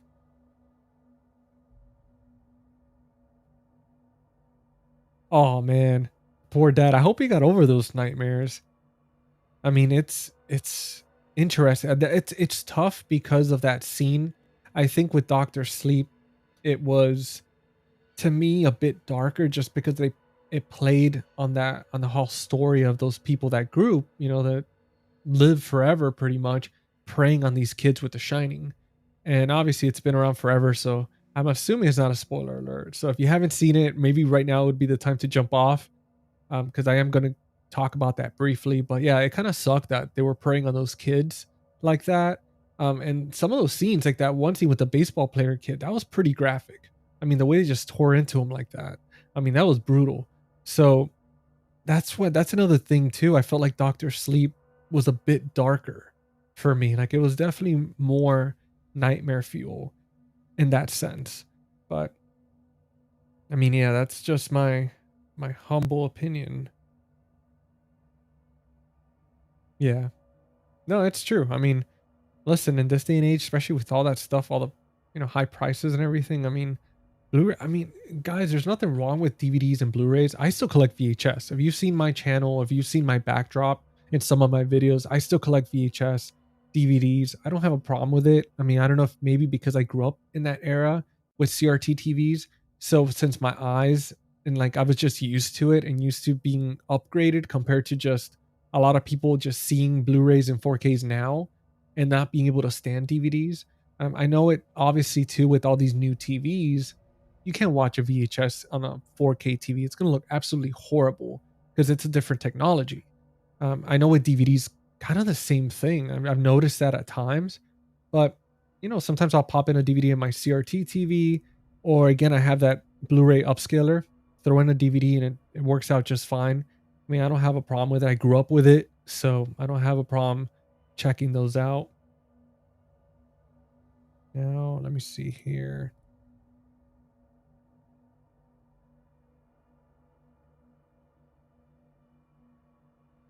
Now, I do have some fun facts and some behind the scenes stuff. If you guys want to go into them, I could go ahead and cover them real quick. I have only a few. I think I have, let's see, 5 of them, which is kind of cool. One of them, it's obvious, right? We knew that King hated The Shining from 1980. He felt Kubrick's film stripped away the heart of his novel. I mean, that one's pretty well known. It's completely understandable when you spend a lot of time creating something and then someone says, "Hey, I'm gonna make an adaptation," and they kind of strip it. You do feel a little bit, in a sense, violated, ripped off. You're like, man, I put in all this work, and you just kind of came in here and did your own thing with it. It's almost like they stole it and turned it into something else for themselves. But I mean, at the same time, art is subjective, and he did go into. I don't know if he had a conversation with King and he let him know what he was going to do or not. I don't know that far into it, but if he didn't, I mean, I think that's kind of like shame on him. He should have kind of let him know, hey, I am gonna kind of go a little bit rogue.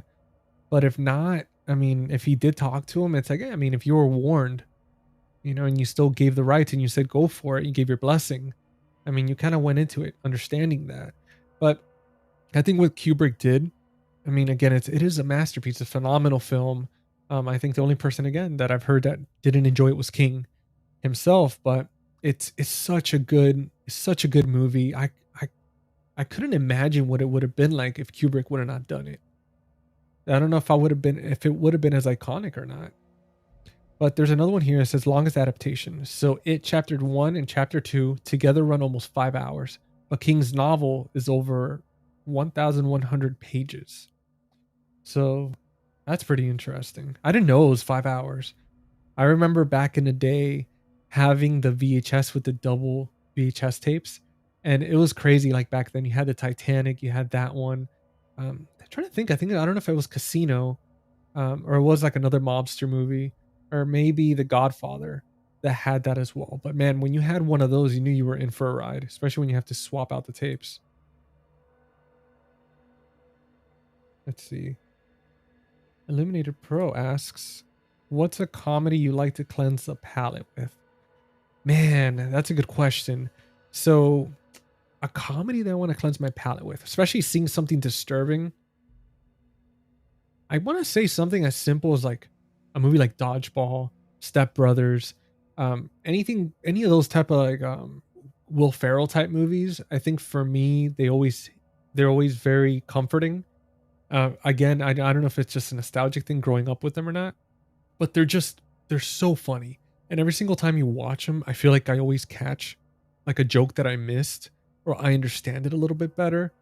And I'm obviously it goes with most movies that I rewatch, but I definitely got to go with those. I think those are the ones.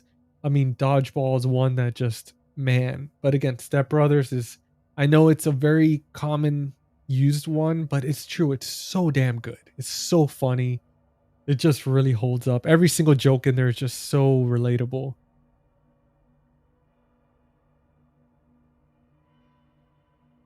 Pearl Harbor.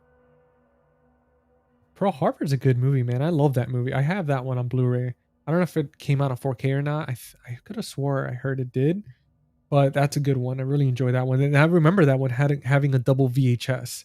Uh, that's another one. That's a good one. Let's see, I've been wanting to watch it chapter 2 after I finish the book, but I'm really slow reading. Hey, I mean, some of these books are very thick. Like they take quite some time.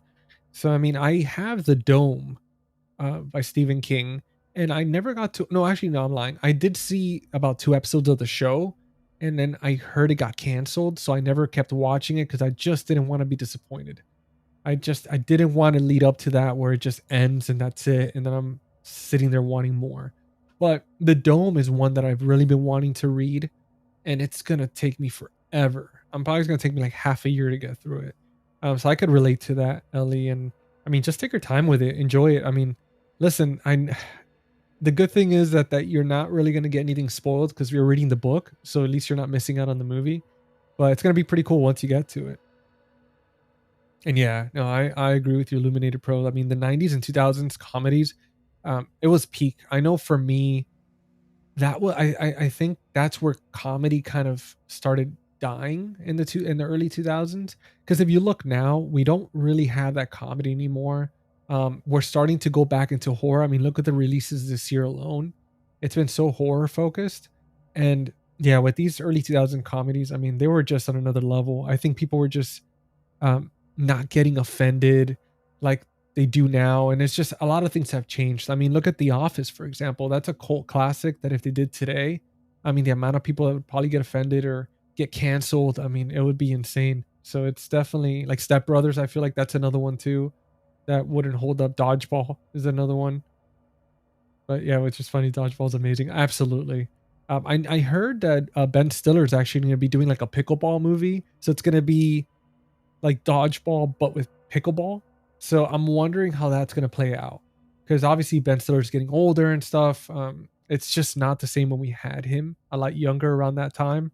But I'm hoping it comes out good. It'll be funny to kind of see that. I mean, I enjoy playing pickleball sometimes, but it's going to be funny to see people that are obsessed with pickleball like kind of almost get poked fun of for it. I mean, I feel like that's a rite of a rite of passage. Jesus, guys, it's freaking late. I can't even speak anymore. But yeah, that's like to get poked fun of in a movie like South Park show and stuff like that. I feel like it's a rite of passage. Let's see, Tommy Boy, Big Daddy, Dumb and Dumber. Hey, Lee's here in spirit. Yeah, man, definitely. I mean, those are classics. I love Big Daddy. That one's hilarious. That was one of the first that I owned also on VHS as well. That was so funny. There's something about Mary. Man, we talked about it in the last cinema rewind from last week when we talked about Saw, the first one. And we are joking around how, like, imagine as a guy being one of the Saw traps would be like in something about Mary where you get your privates caught in a zipper. That would be an absolute nightmare. So every time I watch that movie and that happens, and they show it, is just, man, like I have nightmares. Like I immediately I'm just like, no, please God, no, don't ever let that happen. It's always a fear. As a guy, it's always an irrational fear. Oh, thanks, man. I appreciate it, man. I mean, the year's been pretty interesting. I had a big move earlier in the year. I'm moving again in a few months, and yeah, man, it's been crazy. Especially with the channel and everything. So I appreciate everybody logging in, still hanging out. I see a few people still on, so I appreciate you guys just hanging out with me here. It's been a ton of fun doing these episodes every week and the podcast and stuff, and yeah, really enjoying it. I'm looking forward to seeing how the year ends and all that. So we'll see. And then some new exciting news coming up in the beginning of next year. So keep an eye out for that. Under the Dome is my favorite King book, but I haven't seen the show yet. That's awesome. Okay, so at least I know somebody that's read it. Yeah, I've heard bad things as well. I know the first two episodes suckered me in, but after that, like I don't know why I stopped watching. I know it wasn't because I wasn't enjoying it. I think some other stuff came up, and that's why I didn't check it out. But I'm just glad I didn't, because I would have been so pissed, man, if it would have got canceled without any explanations or anything. That's pretty cool. I heard some good stuff about the Naked Gun remake. And then Friendship too. My buddy Keith from High Volume Video, he actually released a video talking about Friendship. He said it was really good. And that one, they just added it on HBO recently. So I do have it on my list to watch. But if I do end up enjoying it and everything, obviously I'm going to go pick up the physical copy. Because there's nothing like having those special features or the making or behind the scenes or the bloopers. It's always fun.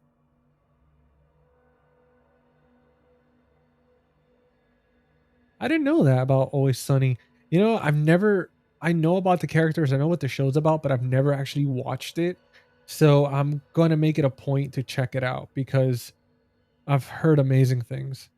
Oh, basketball? Absolutely. Oh man, I have the DVD. That movie is freaking hilarious. So damn stupid, but like in the best way. I love that one. That one and Bench Warmers. I don't know if you guys have seen Bench Warmers. That one's hilarious with I forgot the comedian, Nick something, where he's like the brother where he's afraid of the sun in Benchwarmer, so he like hides in the closet all the time, and then whenever he goes to get like Girl Scout cookies, he runs out and he's like screaming. But that movie's freaking hilarious. If you guys haven't seen that movie, and I know we talked about Stephen King throughout the night, and we're kind of now talking about some other stuff, but yeah, guys, I mean, Benchwarmers is freaking hilarious.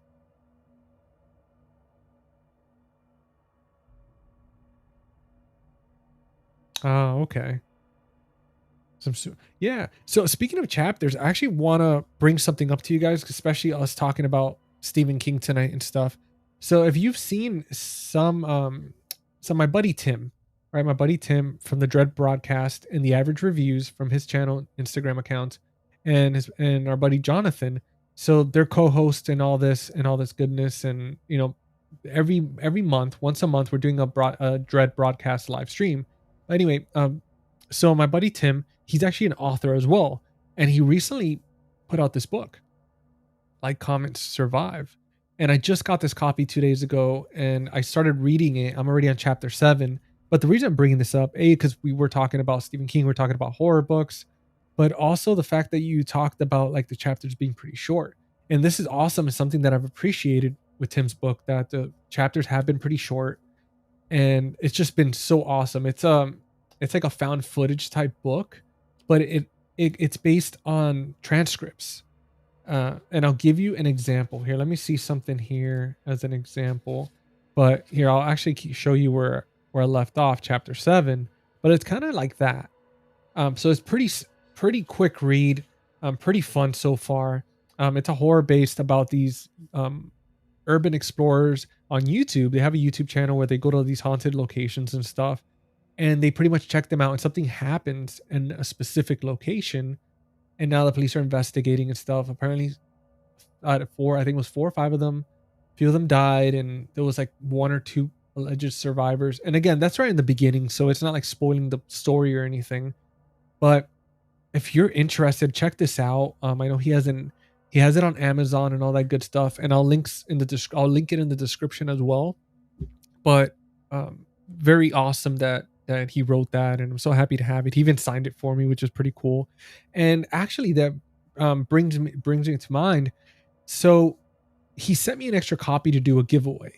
I'm announcing, I guess, just now. I haven't done an official announcement just yet, but I am going to be processing the giveaway probably in the next week or two. And I actually have an extra copy that I'm going to give away for free. Now, it's going to be like an Instagram type giveaway. And all you're going to have to do on there is just, if you're not following me on Instagram, follow me on there. Follow the Dread Broadcast or Average Reviews. But I think he wanted the Dread Broadcast to be followed. And then just comment on there if you want it or not. But I'll do an official announcement. So if you're following me on Instagram, I'll do an official announcement with all the rules and all the good stuff. And then I'll probably do it for like a week. And then I'll do the giveaway live on the next Cinema Rewind episode. So probably like in 2 weeks or so, I'll draw the winner and all that, and I'll send it your way, because I do have the copy and everything. And I do have a giveaway going on right now. So if you want the Teenage Mutant Ninja Turtles 4K box set from Arrow, make sure to check out the reel on my Instagram with all the instructions and everything. And yeah, and then I'll be giving that one away. I partner with Valoria Videos, so they've been gracious enough to donate a copy. Now, yeah, the audio commentaries are fantastic. I definitely agree. That's another thing where I love physical media. Physical media is amazing. I mean, you get so much good stuff. I mean, the love that goes into it. I feel like for me, it makes me appreciate and love the movies even more after seeing all this good stuff. And like, again, listening to audio commentaries and stuff like that, it takes it to another level. And Ellie said, yeah, Benchwarmers is amazing. Love Benchwarmers. So damn good. Saving Private Ryan, Green Mile. Damn, that's true. Meet Joe Black. Oh, I have that one on Blu-ray. But yeah, I remember that one now. Yeah. There was quite a few, actually. That's pretty interesting. There was a lot of double-sided VHS now that we're going through the list. Yeah, definitely check it out, man. I mean, again, Froglet, so damn cool. Like I can't wait. I'm like really sucked into this. And that one and the Stephen King's son. And again, I forgot the name for it. Give me 1 second, guys. You know what? Let me reach over. Hold on. Let me get that book for you guys.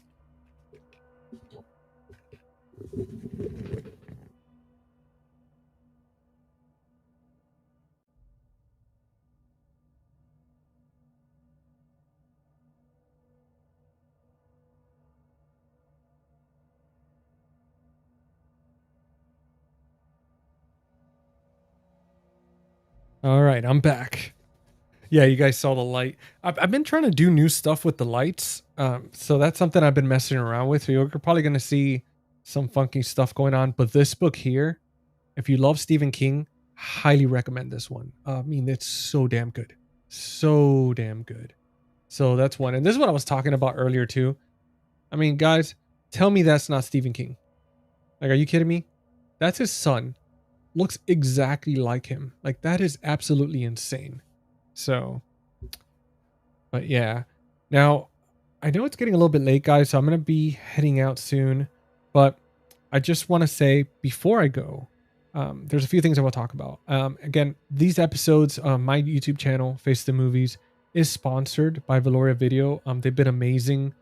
Like, just supportive with the channel. They gave me a code to give to you guys. So if you're ever watching or subscribed or anything like that, you can use the code FACETheMovies10 and you get 10% off your order. So I'm going to go ahead and drop the site here. If you guys are ever interested in picking up any movies or anything like that, they even have cool merch as well. If you use that code, it helps support the channel, support me. So highly appreciate it. If not, I mean, if you're not looking for anything, no pressure, but just want to leave that there. I mean, they've been amazing supporters, and they're the ones that partner with me to give away that Ninja Turtles 4K box set. So really appreciate them. And yeah, guys, I mean, that I think this wraps up episode 14 of Cinema Rewind. We've explored the haunted, twisted, and unforgettable mind of Stephen King, from the stories that terrified us to the films that defined horror history. So I know my co-hosts are not here, but as always, I do want to thank Jordan from the Movie Den. Make sure to follow him, subscribe. Steven from After Hours Video, follow him, subscribe. Amazing dudes, dear friends. We do these episodes every week together. And it's funny because me and Lee just did like an episode or two of this in the beginning. And then I had them as guests, and it just became a thing where they just kind of became regulars. And then I was just like, you guys want to be my co-hosts? And, now, again, I thanked Lee already, but if I did see he was still watching. So, dude, Lee, love you, buddy. Thank you for stopping by. Make sure to check out his channel, Cinema Whiplash. So funny, Cinema Rewind. But Cinema Whiplash, check out his channel. He's trying to grow it, and go show your support. Awesome dude. And I mean, yeah, I mean, he's out of all my friends, he's one of my oldest, dearest friends, and somebody that just loves movies as much as me. Sometimes I feel like even more, which is awesome because I just get to nerd out with him about all this stuff. But yeah, this was a perfect conversation for like horror fans, bookworms alike. Ton of fun tonight. Now, guys, again, if you're watching this on my channel, I know some of you are watching on Jordan's or Steven's. Check out Face the Movies, hit subscribe. You don't want to miss these episodes. Hit the little notification bell. We do them every Tuesday at 9 p.m. Eastern, 6 p.m. Pacific Standard Time. And I hope you enjoyed this deep dive of Stephen King. There was a lot more to talk about, but it's such a massive world. If you want us to do another Stephen King episode, let us know. We could do a follow-up. I mean, who knows? But yeah, had a ton of fun. And next week, we're actually doing Return of the Living Dead from 1992. And we have a special guest, Kyle, coming on. I won't say any more. It's going to be a little bit of a surprise, as as I advertise it later on in the week. But yeah, if you enjoyed zombie movies, The Return of the Living Dead from 1992, we're going to be talking about that next week. Now, you're not going to want to miss that one. It's going to be a ton of fun, as always, of course. But guys, if there's nothing else, let me see. Don't fool yourself. You're here till dawn. Oh man, I can't. I got to work, and I got to take my dog out. He's all he's passed out right now, but he's like watching me. Bodhi, come here. You want to say hi? No, he doesn't want to. I wanted to bring him on real quick to say hi. And yeah, that's true. He's definitely a clone. Absolutely, man. I'm telling you, King cloned himself. And Ellie, thank you so much for jumping on. I think I feel like this is the first time I've seen you on. I'm not sure, but I mean, thank you for jumping on. I appreciate your support and hope you can make it to the next one. But again, if you can't, we have them every week. And these are all recorded, so they're all going to be on my channel. So you're welcome to go back and watch them and all that good stuff. But yeah, guys, that's it. I mean, until next time, remember, never stop the tape. Always be kind and rewind. And whatever you do, stay away from the Overlook Hotel. So, guys, love you guys so much. And I'll see you on the next one.